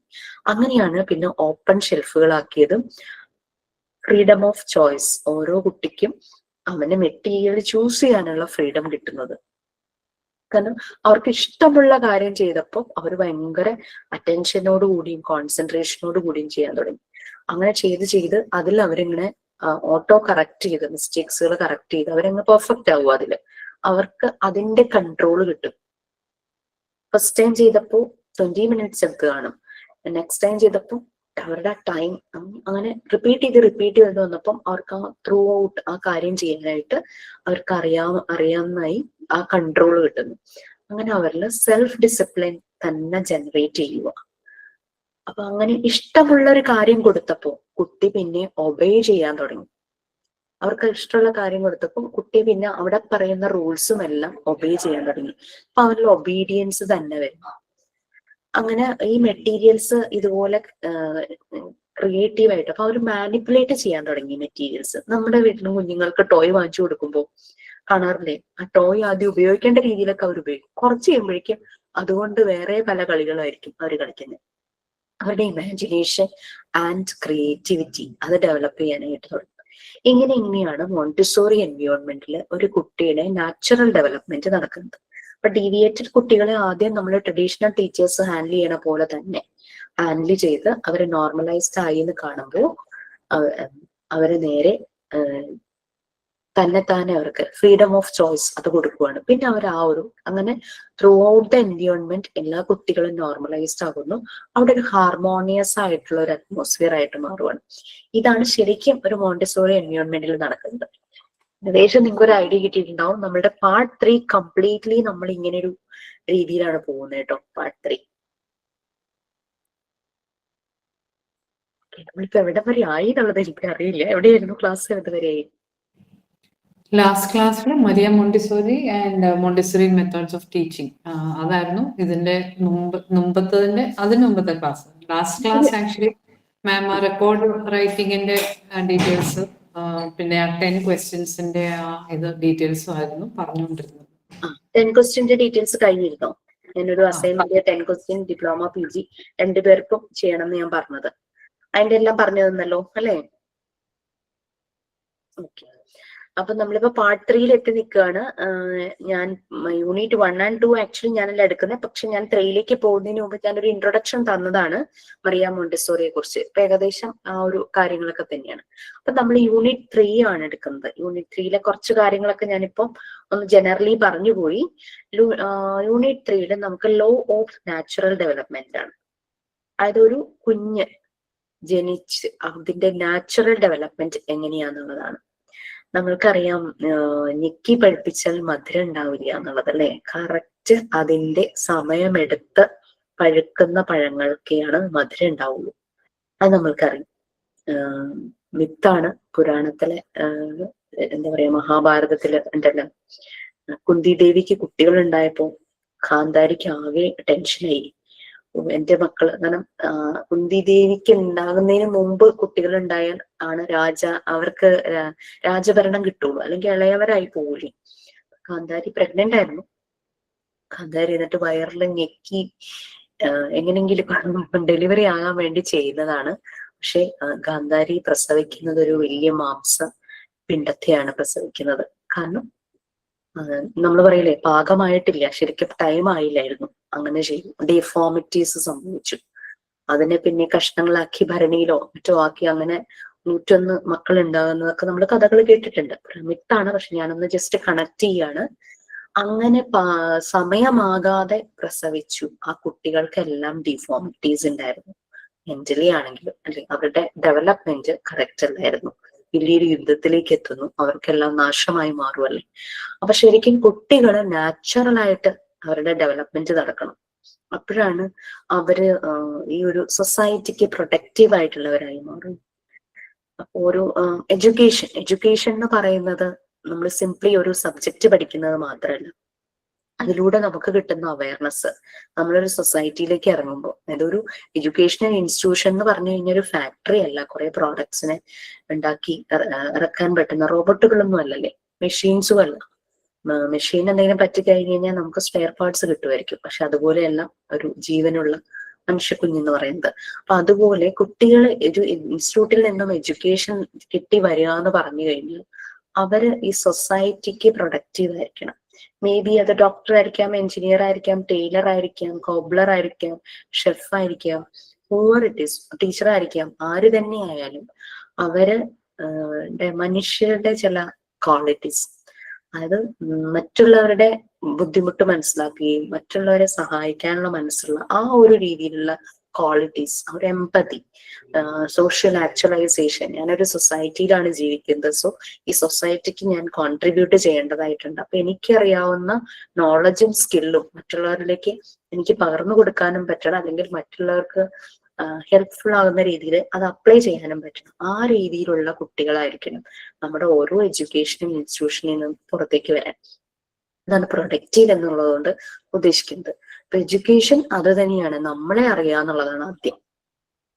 എന്റെ പൊട്ടൻഷ്യൽ എന്താന്ന് ഞാൻ തിരിച്ചറിയുമ്പോഴാണ് എഡ്യൂക്കേഷൻ തുടങ്ങുന്നത്.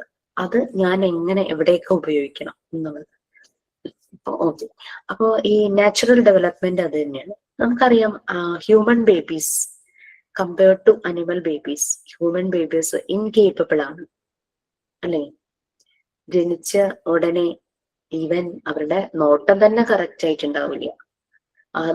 ആകെ അറിയാവുന്നത് കരയാനാണ് അല്ലെ? എല്ലാ കാര്യങ്ങളും ചെയ്തു കൊടുക്കാൻ ആരെങ്കിലും വേണം. ഡിപ്പെൻഡൻസി കൂടുതലാണ് ഹ്യൂമൻ ബേബീസിന്. അതേസമയം ഒരു അനിമൽ ബേബീസിനും ഞാൻ പറഞ്ഞിരുന്നു തോന്നുന്നു അല്ലെ? പശുക്കുട്ടിയുടെ കാര്യത്തിൽ നമ്മൾ പറഞ്ഞു എടുത്തതാണ് ലോ ഓഫ് നാച്ചുറൽ ഡെവലപ്മെന്റിലെ. നമ്മൾ വായിച്ചു തുടങ്ങിയോ അത്? മിസ് വായിച്ചു, ഫസ്റ്റത്തെ 3 പാരഗ്രാഫ് എടുത്തതാ.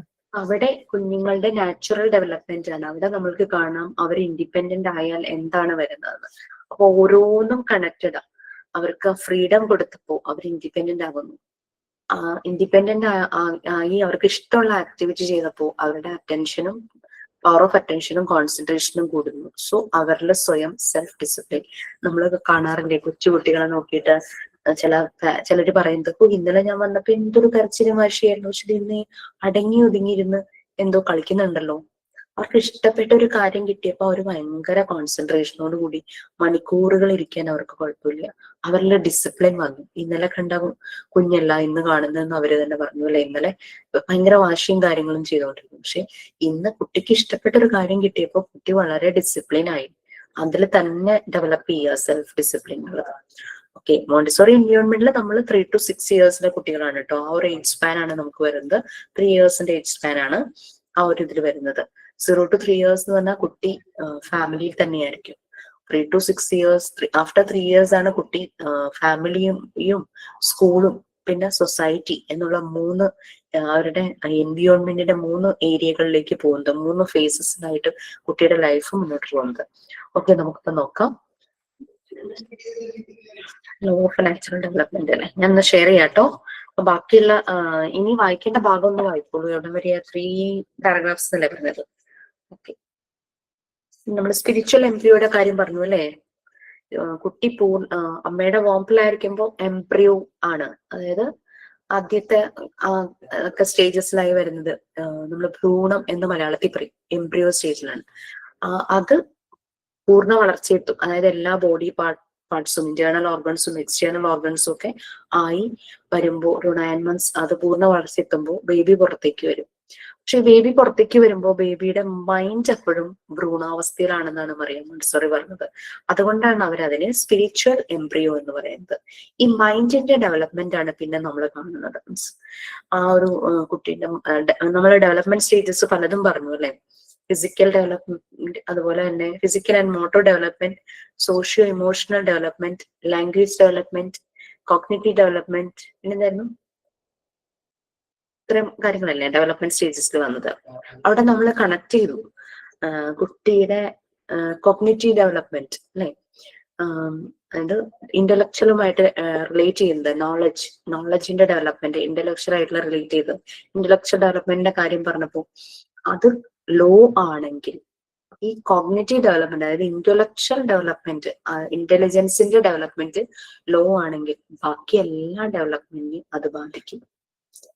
IQ കുറവാണെങ്കിൽ, മീൻസ് ആ ഇന്റലക്ച്വൽ ലെവലിൽ വളരെ ലോ ആണെങ്കിൽ, വീക്ക് ആണെങ്കിൽ കുട്ടിയുടെ മൂവ്മെന്റിൽ എന്തെങ്കിലും പ്രശ്നം ഉണ്ടാവും, മസിൽസിന്റെ എബിലിറ്റിയിൽ, മോട്ടോർ എബിലിറ്റിയിൽ പ്രശ്നം ഉണ്ടാവും, ലാംഗ്വേജിൽ പ്രശ്നം ഉണ്ടാവും, കുട്ടി ഇമോഷൻസ് എക്സ്പ്രസ് ചെയ്യുന്നതിൽ പ്രശ്നം ഉണ്ടാവും, സോഷ്യലൈസ് ചെയ്യുന്നതിൽ പ്രശ്നം ഉണ്ടാവും. ചെറിയ രീതിയിൽ ഓട്ടിസ്റ്റിക് ആയിട്ടുള്ള കുട്ടികളെ ശ്രദ്ധിച്ചറിയാം, അവർ സോഷ്യലൈസ് ചെയ്യുന്നതിൽ പ്രശ്നം ഉണ്ടാവും, ഇമോഷൻസ് എക്സ്പ്രസ് ചെയ്യുന്നതിൽ പ്രശ്നം ഉണ്ടാവും, അവരുടെ ലാംഗ്വേജ് പ്രശ്നം ഉണ്ടാവും, അവരുടെ മൂവ്മെന്റ്സ്, മസിൽസിന്റെ മൂവ്മെന്റും അതിന്റെ ഡെവലപ്മെന്റും അതിൽ പ്രോബ്ലം ഉണ്ടാവും. ഈ കോഗ്നിറ്റീവ് ഡെവലപ്മെന്റ് ആണ് ബാക്കി എല്ലാ ഡെവലപ്മെന്റിനെയും ആയിട്ട് കണക്റ്റഡ് ആയിരിക്കുന്നത്. കോഗ്നിറ്റീവ് ഡെവലപ്മെന്റ് ലോ ആണെങ്കിൽ ബാക്കി എല്ലാ ഡെവലപ്മെന്റിലും അതിന്റെ എന്തെങ്കിലുമൊക്കെ ഒരു ഡിഫോമിറ്റീസ് കാണാനായിട്ട് നമുക്ക് പറ്റും. അപ്പോൾ ഇവിടെ നമ്മൾ മറിയ മോണ്ടിസോറി മെത്തേഡ് ആദ്യമായിട്ട് അപ്ലൈ ചെയ്ത് നോക്കുന്നത് ഇതുപോലെ ലോ ലെവലിലുള്ള, അതായത് ഇന്റലക്ച്വൽ ലെവൽ ലോ ആയിട്ടുള്ള സ്പെഷ്യൽ കുട്ടികളിലായിരുന്നു. സ്പെഷ്യൽ കുട്ടികളിൽ ചിലപ്പോൾ ചില കുട്ടികൾക്ക് ചില സെൻസസ് വളരെ വീക്കായിരിക്കും, ചിലർക്ക് ചില സെൻസ് ഉണ്ടാകില്ല, ബ്ലൈൻഡ് ആയിരിക്കാം, പാർഷ്യലി ബ്ലൈൻഡ് ആയിരിക്കാം, ഡെഫ് ആയിരിക്കാം, ഡംബ് ആയിരിക്കാം, ചിലപ്പോൾ അതിൽ തന്നെ ചില പെർസെൻറ്റേജ് ആ ഒരു വീക്ക്നെസ് ഉണ്ടാകാം. കേൾവി ചിലപ്പോൾ ചെറുതായിട്ടോ അല്ലെങ്കിൽ എന്തെങ്കിലും ഇൻസ്ട്രുമെന്റ് വെച്ച് അതിനെ ബൂസ്റ്റ് ചെയ്യാനായിരിക്കാം, അങ്ങനെയുള്ള പിന്നെ അങ്ങനത്തെ കാര്യങ്ങൾ. പിന്നെ ചിലര് ഇതൊന്നും പ്രശ്നം ഉണ്ടാവില്ലായിരിക്കാം, പക്ഷെ അവരുടെ ബുദ്ധിയിൽ എവിടെ എന്തെങ്കിലും കോഗ്നിറ്റീവ്, അപ്പൊ അവരുടെ മൂവ്മെന്റ്, അവരുടെ സംസാരം, അവർ കാര്യങ്ങൾ എക്സ്പ്രസ് ചെയ്യുന്നത്, ചിലപ്പോ അവരുടെ ചില അഗ്രസീവ്നെസ് കാണിക്കും, ചിലപ്പോൾ വയലന്റ് നേച്ചർ കാണും, ചില സമയത്ത് ഭയങ്കര മൂഡി ആയിട്ടിരിക്കും, സ്ലീപ്പി ആയിട്ടിരിക്കും, ഉണ്ടാതിരിക്കും, അങ്ങനെ ഇങ്ങനെയൊക്കെ കാണാം അല്ലെ. അതായത് നോർമലായിട്ടുള്ള ഒരു കുട്ടിയെ പോലുള്ള ബിഹേവിയർ അവർക്ക് കാണില്ല. അപ്പൊ ഇങ്ങനെയുള്ള കുട്ടികളിലാണ് ആദ്യം ഇത് അപ്ലൈ ചെയ്യുന്നത്. ആദ്യം ഇത് അപ്ലൈ ചെയ്ത് കഴിഞ്ഞപ്പോൾ അവരില് മാറ്റങ്ങൾ ഉണ്ടായി. സെയിം കാര്യം നമ്മുടെ തന്നെ ഒരു ട്രെയിനി പറഞ്ഞു കേട്ടോ. ഒരു ഗവൺമെന്റ് സ്കൂളില് ഇതുപോലെ ചെറിയ ഓട്ടിസ്റ്റിക് ആയിട്ടുള്ള കുട്ടികളുണ്ടായിരുന്നു. അപ്പൊ ഈ മെത്തേഡ് ചെയ്ത് കൊടുത്തപ്പോ പാരന്റ്സിന് ഭയങ്കര സന്തോഷമായിരുന്നു. കാരണം അവർക്ക് പ്രത്യേകിച്ച് പ്രതീക്ഷകളില്ലായിരുന്നു ആ മക്കളുടെ പാരന്റ്സിന്. അങ്ങനെ അവർക്ക് നല്ല വേദനയുണ്ടാവും ഈ കുഞ്ഞുങ്ങളുടെ കാര്യം ഓർക്കുമ്പോൾ. പക്ഷെ ഈ കുട്ടികളില് മാറ്റങ്ങൾ പ്രകടമായി കണ്ടു. അവര് കുറെ കാര്യങ്ങൾ ചെയ്യാനായിട്ട് തുടങ്ങി, അതുവരെയും ചെയ്യാതിരുന്ന പല കാര്യങ്ങൾ ചെയ്യാൻ തുടങ്ങി. അപ്പൊ അങ്ങനെ പാരന്റ്സ് ഭയങ്കര ഹാപ്പിയാണെന്ന് പറഞ്ഞു. അപ്പൊ നമുക്ക് അങ്ങനെ പലയിടങ്ങളിലും മാറ്റങ്ങൾ വരുത്താനായിട്ട് പറ്റും. ഓക്കെ, അപ്പൊ അതിന് റിസൾട്ട് ഉണ്ടായി. അങ്ങനെ വന്നപ്പോഴാണ് മോണ്ടിസോറി ഇത് സാധാരണ കുട്ടികളിൽ ചെയ്തു കഴിഞ്ഞു കഴിഞ്ഞാൽ ഇപ്പൊ റിസൾട്ട് കുറച്ചുകൂടെ നന്നായിരിക്കും ചിന്തിക്കുമ്പോഴാണ് അവർക്ക് അങ്ങനെ ഒരു സ്കൂൾ തുടങ്ങാനുള്ള ഒരു അവസരം കിട്ടുന്നതും, പിന്നെ വേൾഡ് വൈഡ് അവരിതിങ്ങനെ സ്പ്രെഡ് ചെയ്യണമെന്നുള്ള ആഗ്രഹത്തോടുകൂടി സ്പ്രെഡ് ചെയ്യുന്നതും, കുറെ പേരെ ട്രെയിൻ ചെയ്ത് അതിന്റെ മോണ്ടിസോറി ഫെസിലിറ്റേറ്റർ ആക്കണം എന്നുള്ള രീതിയിൽ അവർ ട്രെയിൻ ചെയ്യാനൊക്കെ തുടങ്ങിയത്. ഇത്രയും വർഷങ്ങൾക്ക് ശേഷവും ഇതിന് വളരെയധികം പോപ്പുലാരിറ്റി ഉണ്ട്, പലയിടത്തും അപ്ലൈ ചെയ്യുന്നുണ്ട്. നിങ്ങൾക്ക് പറ്റിയ ഒരു സ്പെഷ്യൽ സ്കൂൾ വിസിറ്റ് ചെയ്യൂ. അവിടെ യൂസ് ചെയ്യുന്ന മെത്തേഡ് മോണ്ടിസോറി മെത്തേഡിനെ ഫോക്കസ് ചെയ്തിട്ട് തന്നെയാണ്. അവിടെ സാൻഡ് പേപ്പർ, ലെറ്റേഴ്സ് ആൻഡ് നമ്പേഴ്സിന്റെ word reading card, picture reading card, പിന്നെ ബ്രെയിലി ലിപിയും അവർ യൂസ് ചെയ്യുന്നുണ്ട് ബ്ലൈൻഡ് ആയിട്ടുള്ള കുട്ടികൾക്ക് വേണ്ടിയിട്ട്. പാർഷ്യലി ബ്ലൈൻഡ് ആയിട്ടുള്ള കുട്ടികളിൽ ഭയങ്കര റിസൾട്ട് ആണെന്ന് പറഞ്ഞു. ഞാൻ ഒരിടത്ത് വിസിറ്റ് ചെയ്തപ്പോൾ ഈ sand paper, letters and numbers അവർക്ക് നല്ല വെച്ചാൽ അവരെ മറ്റു കുട്ടികളുടെ ഒപ്പം തന്നെ ഇരുത്തി 10th എക്സാം എഴുതിക്കാനായിട്ട് പറ്റും എന്നുള്ള രീതിയിലൊക്കെ അവർ പറയണ്ടേ. ഓക്കെ, അപ്പൊ നമ്മള് ലോ ഓഫ് നാച്ചുറൽ ഡെവലപ്മെന്റിന്റെ ഒരു ഇൻട്രൊഡക്ഷൻ ഒക്കെ പറഞ്ഞു. ഇനി മറിയ മോണ്ടിസോറി പറഞ്ഞത് കുട്ടികളുടെ നാച്ചുറൽ ഡെവലപ്മെന്റ്, അവർക്ക് ഇങ്ങനെ ഒരു നാച്ചുറൽ ആയിട്ട് അവർ ഡെവലപ്പ് ചെയ്യാൻ അവരിൽ തന്നെ ഇന്റേണൽ ആയിട്ട് ടൂൾസ് ഉണ്ട്, ഇന്റേണൽ എയ്ഡ്സ് ഉണ്ട്.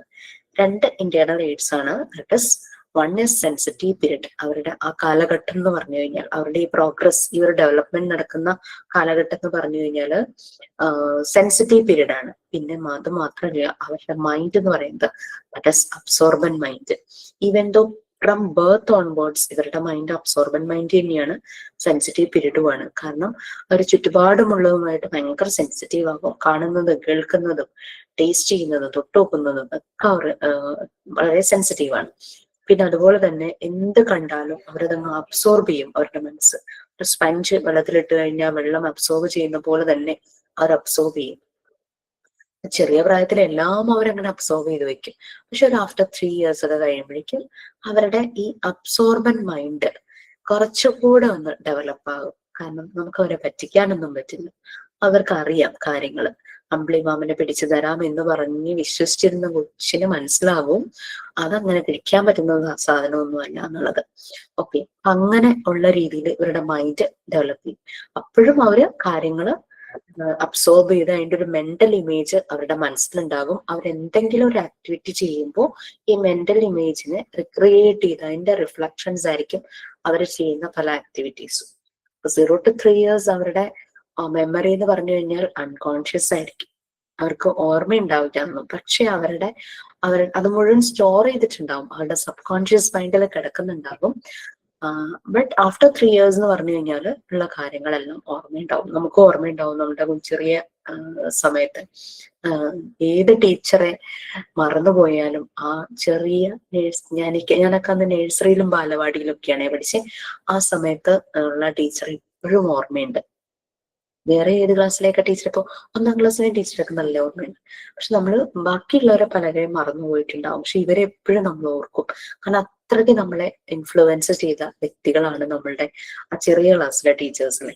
അതൊക്കെ ഇപ്പോഴും നമുക്ക് ഓർമ്മയുണ്ടാവും. ഓക്കെ ഫ്രണ്ട്സ്, സോ 3 പാരഗ്രാഫ് കഴിഞ്ഞു. സോ പിന്നെ ഉള്ളത് ഒരു ചെറിയൊരു ഫ്ലോ ഡയഗ്രാം, ഫ്ലോ ചാർട്ട് പോലത്തെ ഒരു ഫ്ലോ ഡയഗ്രാം ആണ് ഈ ഡെവലപ്മെന്റിന്റെ കാര്യം. ഞാനൊന്ന് ഷെയർ ചെയ്യട്ടെ കേട്ടോ.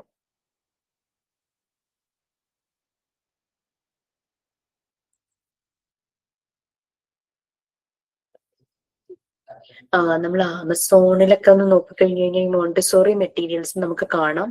നല്ല കോസ്റ്റ്ലി ആണ്. കാരണം വുഡനും മെറ്റൽ അങ്ങനെയുള്ളതൊക്കെ വെച്ചിട്ട് നമ്മള് മെയിൻ വേണ്ടത് എല്ലാ മെറ്റീരിയൽസും നമ്മൾ ഓർഡർ ചെയ്ത് വാങ്ങിച്ചിട്ടുണ്ട്. നമ്മുടെ പ്രാക്ടിക്കൽ ക്ലാസ്സുകൾ പോകുന്നത് ആ മെറ്റീരിയൽസ് യൂസ് ചെയ്തിട്ടാണ്.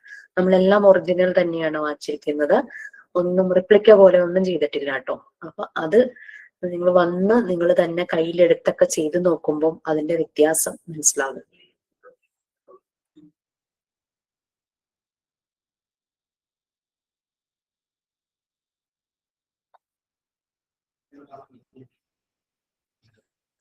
പിന്നെ പാർട്ട് 3 സ്റ്റാർട്ട് ചെയ്യുമ്പോൾ ഞാൻ പൊതുവെ എല്ലാ ക്ലാസ്സിലും പറയുന്ന ഒരു കാര്യം നിങ്ങളോടും കൂടെ ഒന്ന് പറയാം. ക്ലാസ് ലീഡ് ചെയ്യാനായിട്ട് റെഡി ആയിട്ട് ആരെങ്കിലും വരുവാണെങ്കിൽ വളരെ സന്തോഷം, ഞാനത് വെൽക്കം ചെയ്യും. കാരണം ഇനി ക്ലാസ് പോകേണ്ടത് അങ്ങനെയാണ്. ഇനി നിങ്ങൾ ഫെസിലിറ്റേറ്റർമാരാണ്, ഞാൻ ഒബ്സർവ് ചെയ്യും. അതിന് റെഡി ആണെങ്കിൽ പറയണം. അങ്ങനെ ക്ലാസ് പോയാൽ ഇത് ഒരിക്കലും ഈ ഒരു മെത്തേഡ് നിങ്ങളുടെ ഉള്ളിൽ നിന്ന് പോകില്ല, അത് ഉള്ളിൽ തന്നെ കിടക്കും. അതുകൊണ്ട് അങ്ങനെ, കാരണം നമുക്ക് കണക്ട് ചെയ്യാം, റിലേറ്റ് ചെയ്യാം, നമ്മളുടെ എക്സ്പീരിയൻസുകൾ ഷെയർ ചെയ്യാം. അങ്ങനെ ഇതുമായിട്ട് കണക്ട് ചെയ്ത് അങ്ങനെ പോവാം. അങ്ങനെ റെഡി ആയിട്ട് വരുവാണെങ്കിൽ ടു ഗുഡ് ക്ലാസ് ലീഡ് ചെയ്യാനായിട്ട്. പകൽ സമയത്തും എത്രയും പേര് തന്നെ കയറുന്നുള്ളൂ എന്ന് എനിക്ക് തോന്നുന്നു. എല്ലാരും ജോലിക്കാരും പഠിക്കുന്നവരുമാണോ?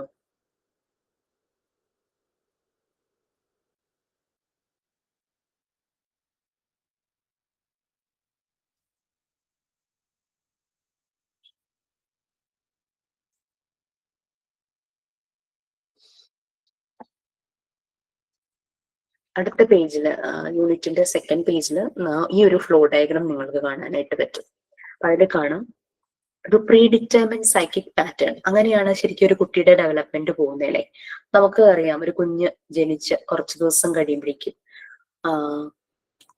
ദൃഷ്ടി ഉറച്ചു എന്ന് പ്രായമായവര് പറയല്ലേ. അതായത് നമ്മളെ കറക്റ്റ് നോക്കുന്നു, മറ്റേത് നോട്ടമൊന്നും ശരിയായിട്ടുണ്ടാവില്ല.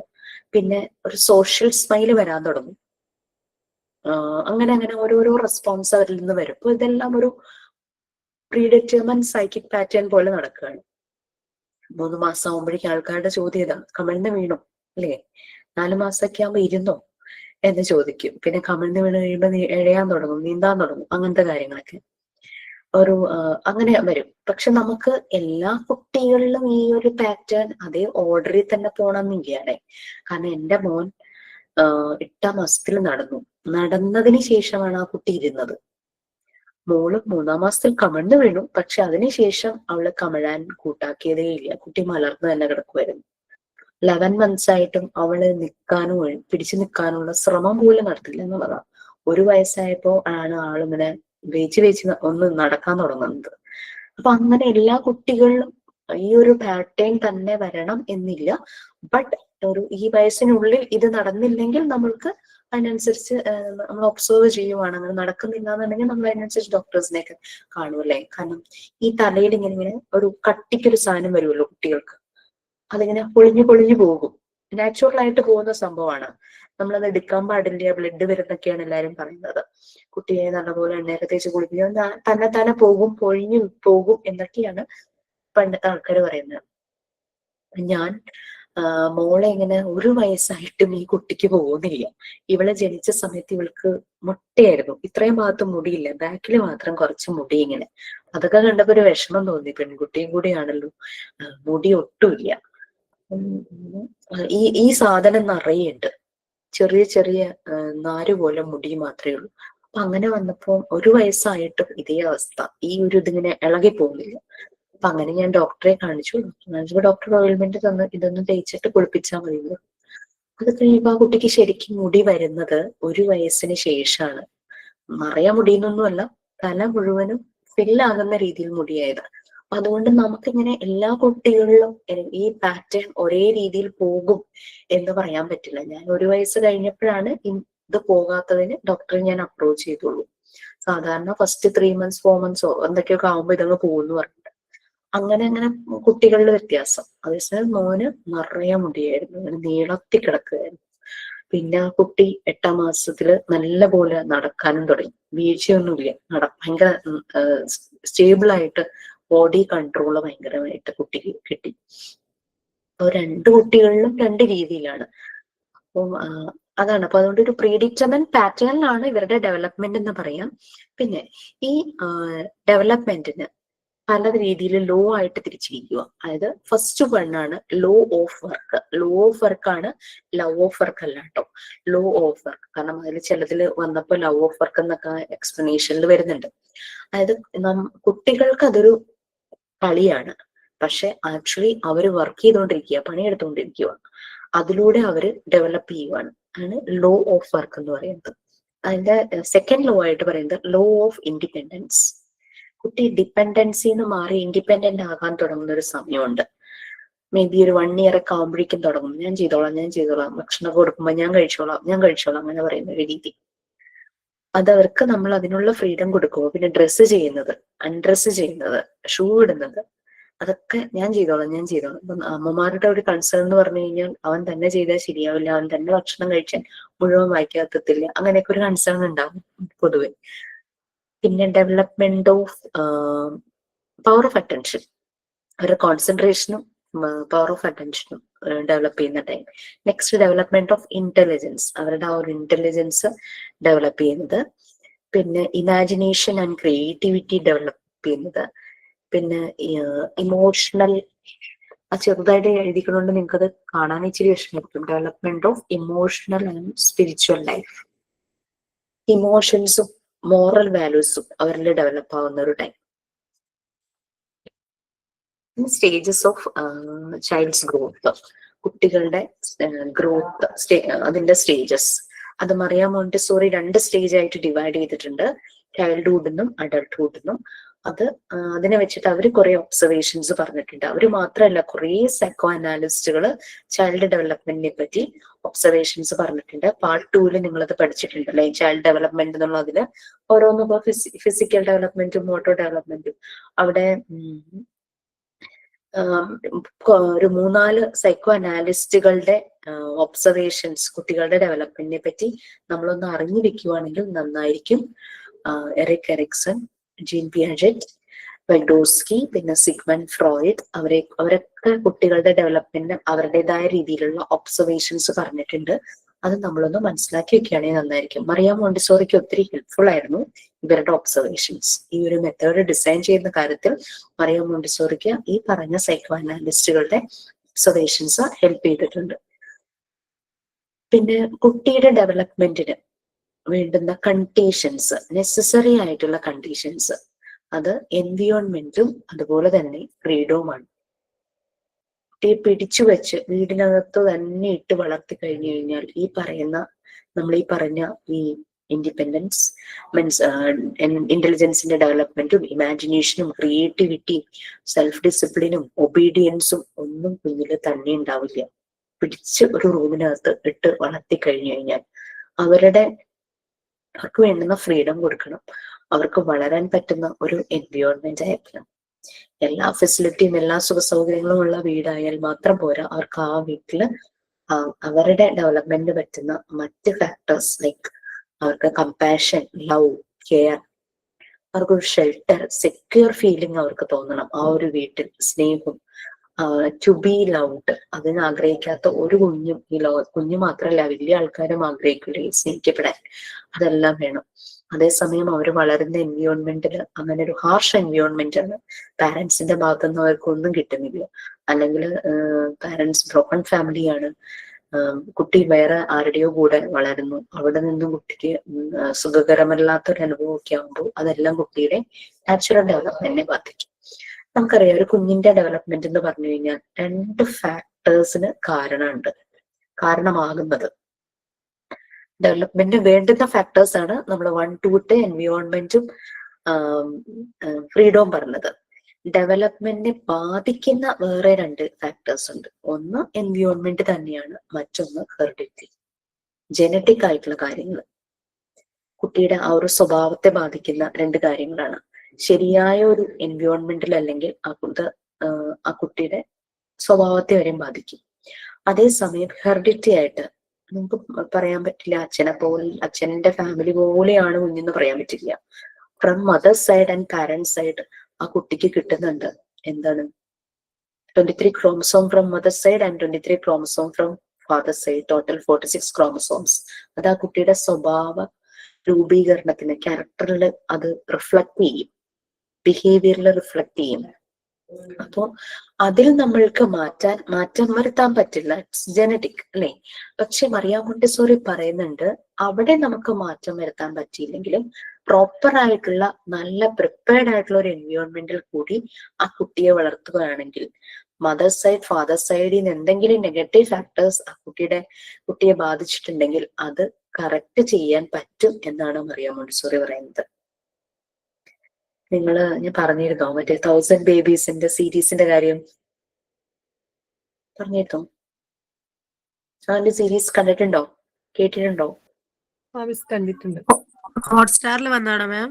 അതന്നെ ഹോട്ട്സ്റ്റാറിലാന്ന് തോന്നുന്നു. കണ്ടിട്ടുണ്ട്. ഓക്കെ. ഞാൻ സ്പോയിലർ ആകുന്നില്ല, എന്നാലും ജസ്റ്റ് പറയാണ്. അവിടെ ഇങ്ങനെ കുട്ടികള് ബയോളജിക്കൽ പാരന്റ്സിന്റെ സൈഡിൽ നിന്ന് മാറി വേറെ ഫാമിലിയിൽ പോയി വളരാനൊരു സാഹചര്യം ഉണ്ടാകുന്നു. അങ്ങനെ ബയോളജിക്കൽ പാരന്റ്സിന്റെ നല്ല ക്യാരക്ടർ കിട്ടുന്ന കുട്ടി വളരുന്നത് ഒരു മോശം എൻവയോൺമെന്റിലാണെങ്കിൽ പോലും അവനവന്റെ ആ നന്മ റിഫ്ലക്ട് ചെയ്ത് കാണും. അതേസമയം ബയോളജിക്കൽ പാരന്റ്സിന്റെ നടക്കുന്ന നെഗറ്റീവ് ആയിട്ടുള്ള കാര്യങ്ങൾ കിട്ടിയിട്ടുള്ള കുട്ടി നല്ലൊരു എൻവയോൺമെന്റിൽ ചെന്നിട്ട് പോലും അവിടെ നല്ല രീതിയിൽ വളരുന്നില്ല, അങ്ങനെയും കാണുന്നുണ്ട്. അപ്പോൾ അതാണ് ശരിക്കും ആ ഒരു ജനറ്റിക് ആ ഒരു ഫാക്ടേഴ്സ് വല്ലാതെ കുട്ടികളുടെ ക്യാരക്ടർ ഫോർമേഷനിലും എല്ലാം നമുക്ക് റിഫ്ലക്ട് ചെയ്യുന്നതായിട്ട് കാണാം. നമുക്കിവിടെ കുട്ടിയുടെ ഡെവലപ്മെന്റിന് വേണ്ടുന്ന നെസസറി കണ്ടീഷൻസ് ആണ് എൻവയോൺമെന്റ്, ഫ്രീഡം. ഞാൻ പറയാൻ കാരണം വെച്ചാല് ഞാന് തൃപ്പൂണിത്തുറ ഒരു സ്ഥലത്ത് റെന്റിന് താമസിച്ചിട്ടുണ്ടായിരുന്നു കുറച്ചു കാലം, മീൻസ് 1 year. അതിനുശേഷമാണ് പറവൂർക്ക് വരുന്നത്. ആ സമയത്ത് മോൾക്ക് 2.5-3 വയസ്സ്. അവളെ ഈ പ്രീ സ്കൂളിലൊക്കെ വിടുന്നൊരു പ്രായമായിരുന്നു. അപ്പൊ ഞാൻ അവളെ അടുത്തുള്ള ഒരു ഗവൺമെന്റ് സ്കൂളിൽ ആദ്യം വിട്ടു. അത് കഴിഞ്ഞിട്ട് പിന്നെ മദർ സ്കൂളിൽ നിന്ന് പറഞ്ഞിട്ടൊരു പ്രീ സ്കൂളിൽ വിട്ടു. അങ്ങനെ ഹാപ്പി ആയിട്ടൊക്കെ ആയിട്ട് അവള് പോകുന്നത്. പിന്നെ ഞാൻ അവളും കൂടെ രാവിലെ അമ്പലത്തിൽ പോവും, അവധി ദിവസങ്ങളിൽ എവിടെയെങ്കിലൊക്കെ പുറത്തൊക്കെ പോവും, അങ്ങനെ ഇങ്ങനെയൊക്കെ ചെയ്യുമായിരുന്നു. അപ്പോ ഈ ഞങ്ങളുടെ ഹൗസ് ഓണർ താഴത്തെ ഫ്ലോറിലും ഞങ്ങൾ മുകളിലത്തെ ഫ്ലോറിലുമായിരുന്നു. ഇവളേക്കാൾ 1 വയസ്സ് മൂത്ത ഒരു കുട്ടി അവർക്കുണ്ടായിരുന്നു, മോളുണ്ട്.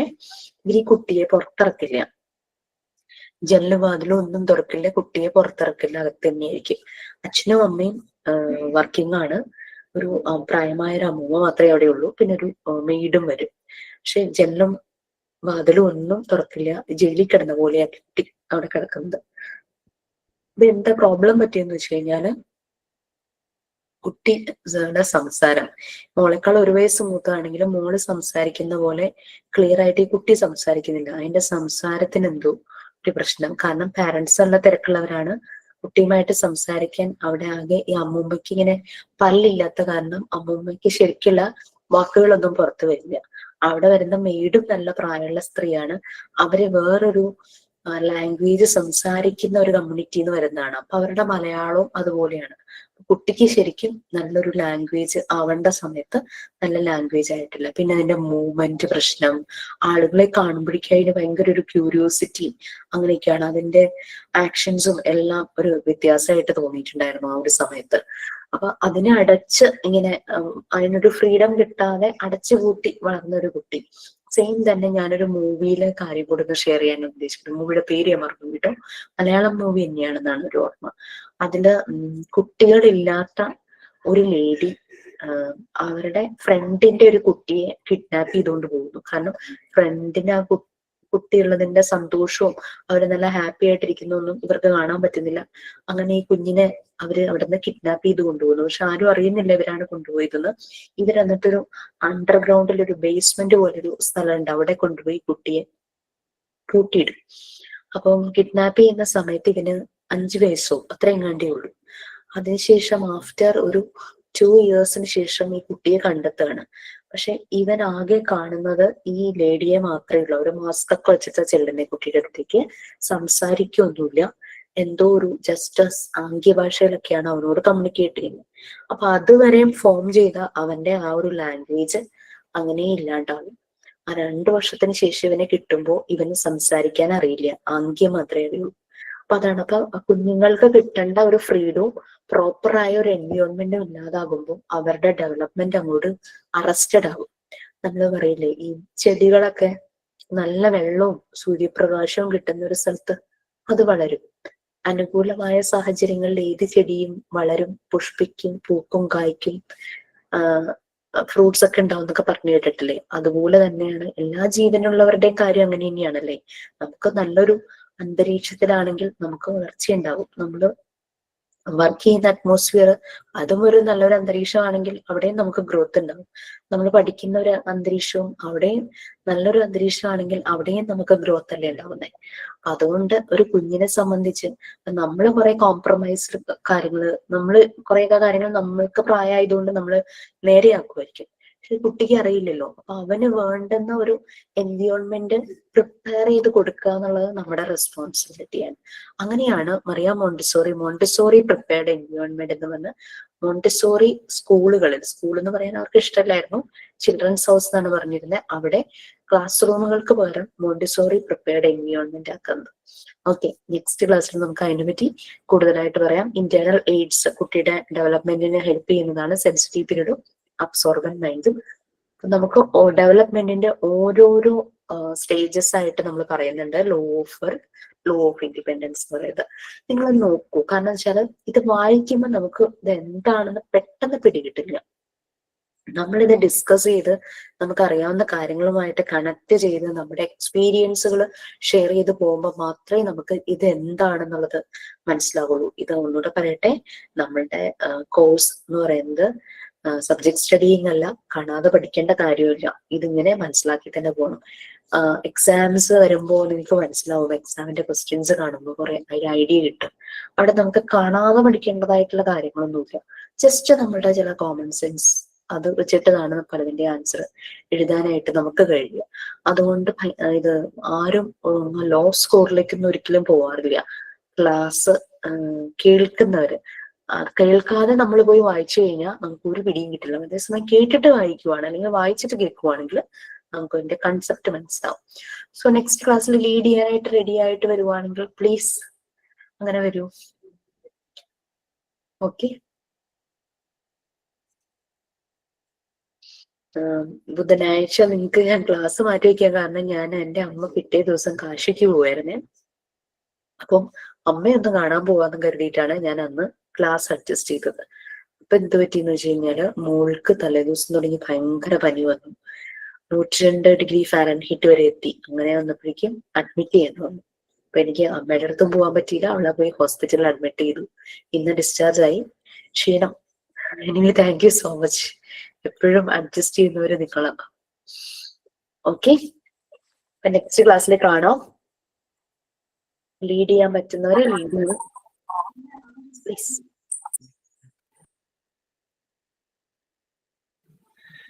മാം, താങ്ക് യു മിസ്. എന്നെ സംബന്ധിച്ചിടത്തോളം എനിക്ക് ഈ ടൈമാണ് എനിക്ക് ഇഷ്ടം. കാരണം ഞാൻ വർക്ക് ചെയ്യുന്നുണ്ട്, നമുക്ക് ക്ലാസ് കേൾക്കാനുണ്ട്. പക്ഷെ ബാക്കിയുള്ളവർക്ക് അങ്ങനെ ആയിരിക്കില്ല, എനിക്കറിയാം. ഞാൻ എന്റെ കാര്യം മാത്രം പറഞ്ഞതേ ഉള്ളൂ. അപ്പം എനിക്ക് അല്ലാത്ത ദിവസം എനിക്ക് അറ്റൻഡ് ചെയ്യാൻ എനിക്ക് സാധിക്കാറില്ല. റെക്കോർഡഡ് ക്ലാസ് കാണലേ ഉള്ളൂ. അപ്പൊ ക്ലാസ് ഒക്കെ കണ്ടക്ട് ചെയ്യാനും അത് നടത്താനൊക്കെ ഭയങ്കരമായിട്ടുള്ള താല്പര്യങ്ങളുണ്ട്, പക്ഷെ നടക്കുന്നില്ല. പിന്നെ പരമാവധി ലീവുള്ള ദിവസങ്ങളിലൊക്കെ ഞാൻ മാക്സിമം ക്ലാസ്സുകളിൽ കയറാറുണ്ട്. പക്ഷെ അത് നമുക്ക് പ്രിപ്പയർഡ് അല്ലായിരിക്കും. കാരണം തലേ ദിവസം നമ്മളോട് പറയുന്നത് ചിലപ്പം നമുക്ക് ചിലപ്പോൾ സാഹചര്യങ്ങൾ കൊണ്ട് റെക്കോർഡഡ് ക്ലാസ് കേൾക്കാൻ സാധിക്കാതെ വന്നിട്ടുണ്ട്. അപ്പൊ നമ്മൾ പ്രിപ്പയർഡ് അല്ലായിരിക്കും.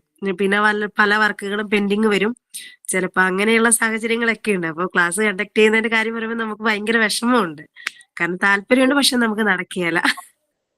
അപ്പൊ നേരത്തെ അറിഞ്ഞു കഴിഞ്ഞാൽ ജിസ്ന ഓക്കെ ആയിരിക്കും എന്നാണ് പറഞ്ഞേ. യാ മാം, ഞാൻ തീർച്ചയായിട്ടും. അപ്പൊ അങ്ങനെയാണെങ്കിൽ നവംബർ 1st വീക്കിലെ വെനസ്ഡേ നിങ്ങളുടെ ക്ലാസ് മിക്കവാറും നൈറ്റിലായിരിക്കും. വേറെ ഒന്നുമില്ല, അന്ന് അച്ഛനെയും അമ്മേനെയും ചെക്കപ്പിന് കൊണ്ടുപോകേണ്ട ദിവസം. അപ്പൊ നിങ്ങളുടെ ക്ലാസ് ആയിരിക്കും ഞാൻ അഡ്ജസ്റ്റ് ചെയ്യാം മിക്കവാറും.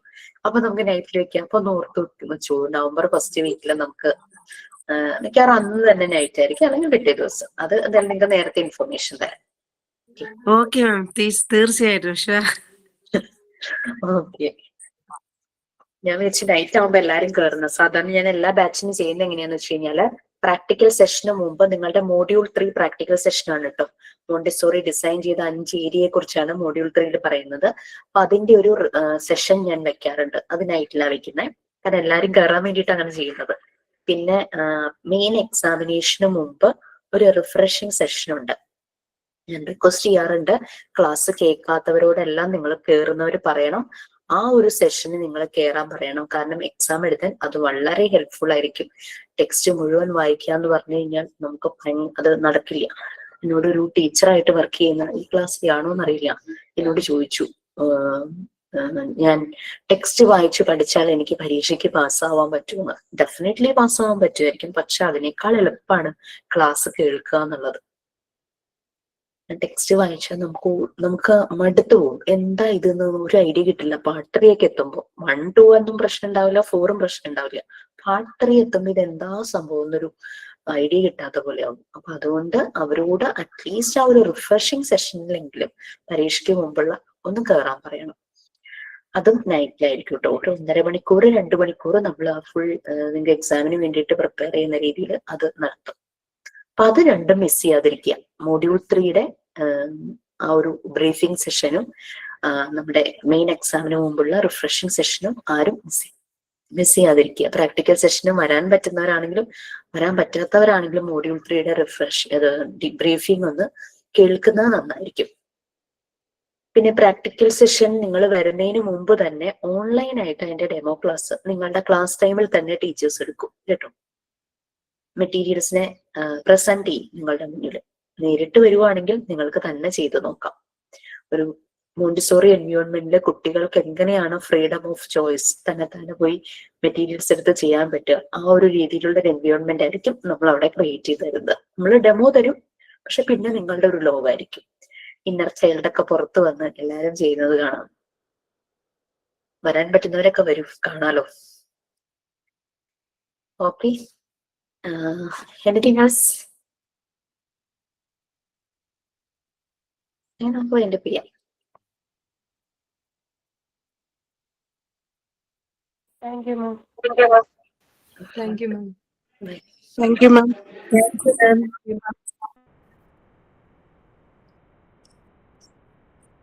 Thank you, ma'am. Good night. Night.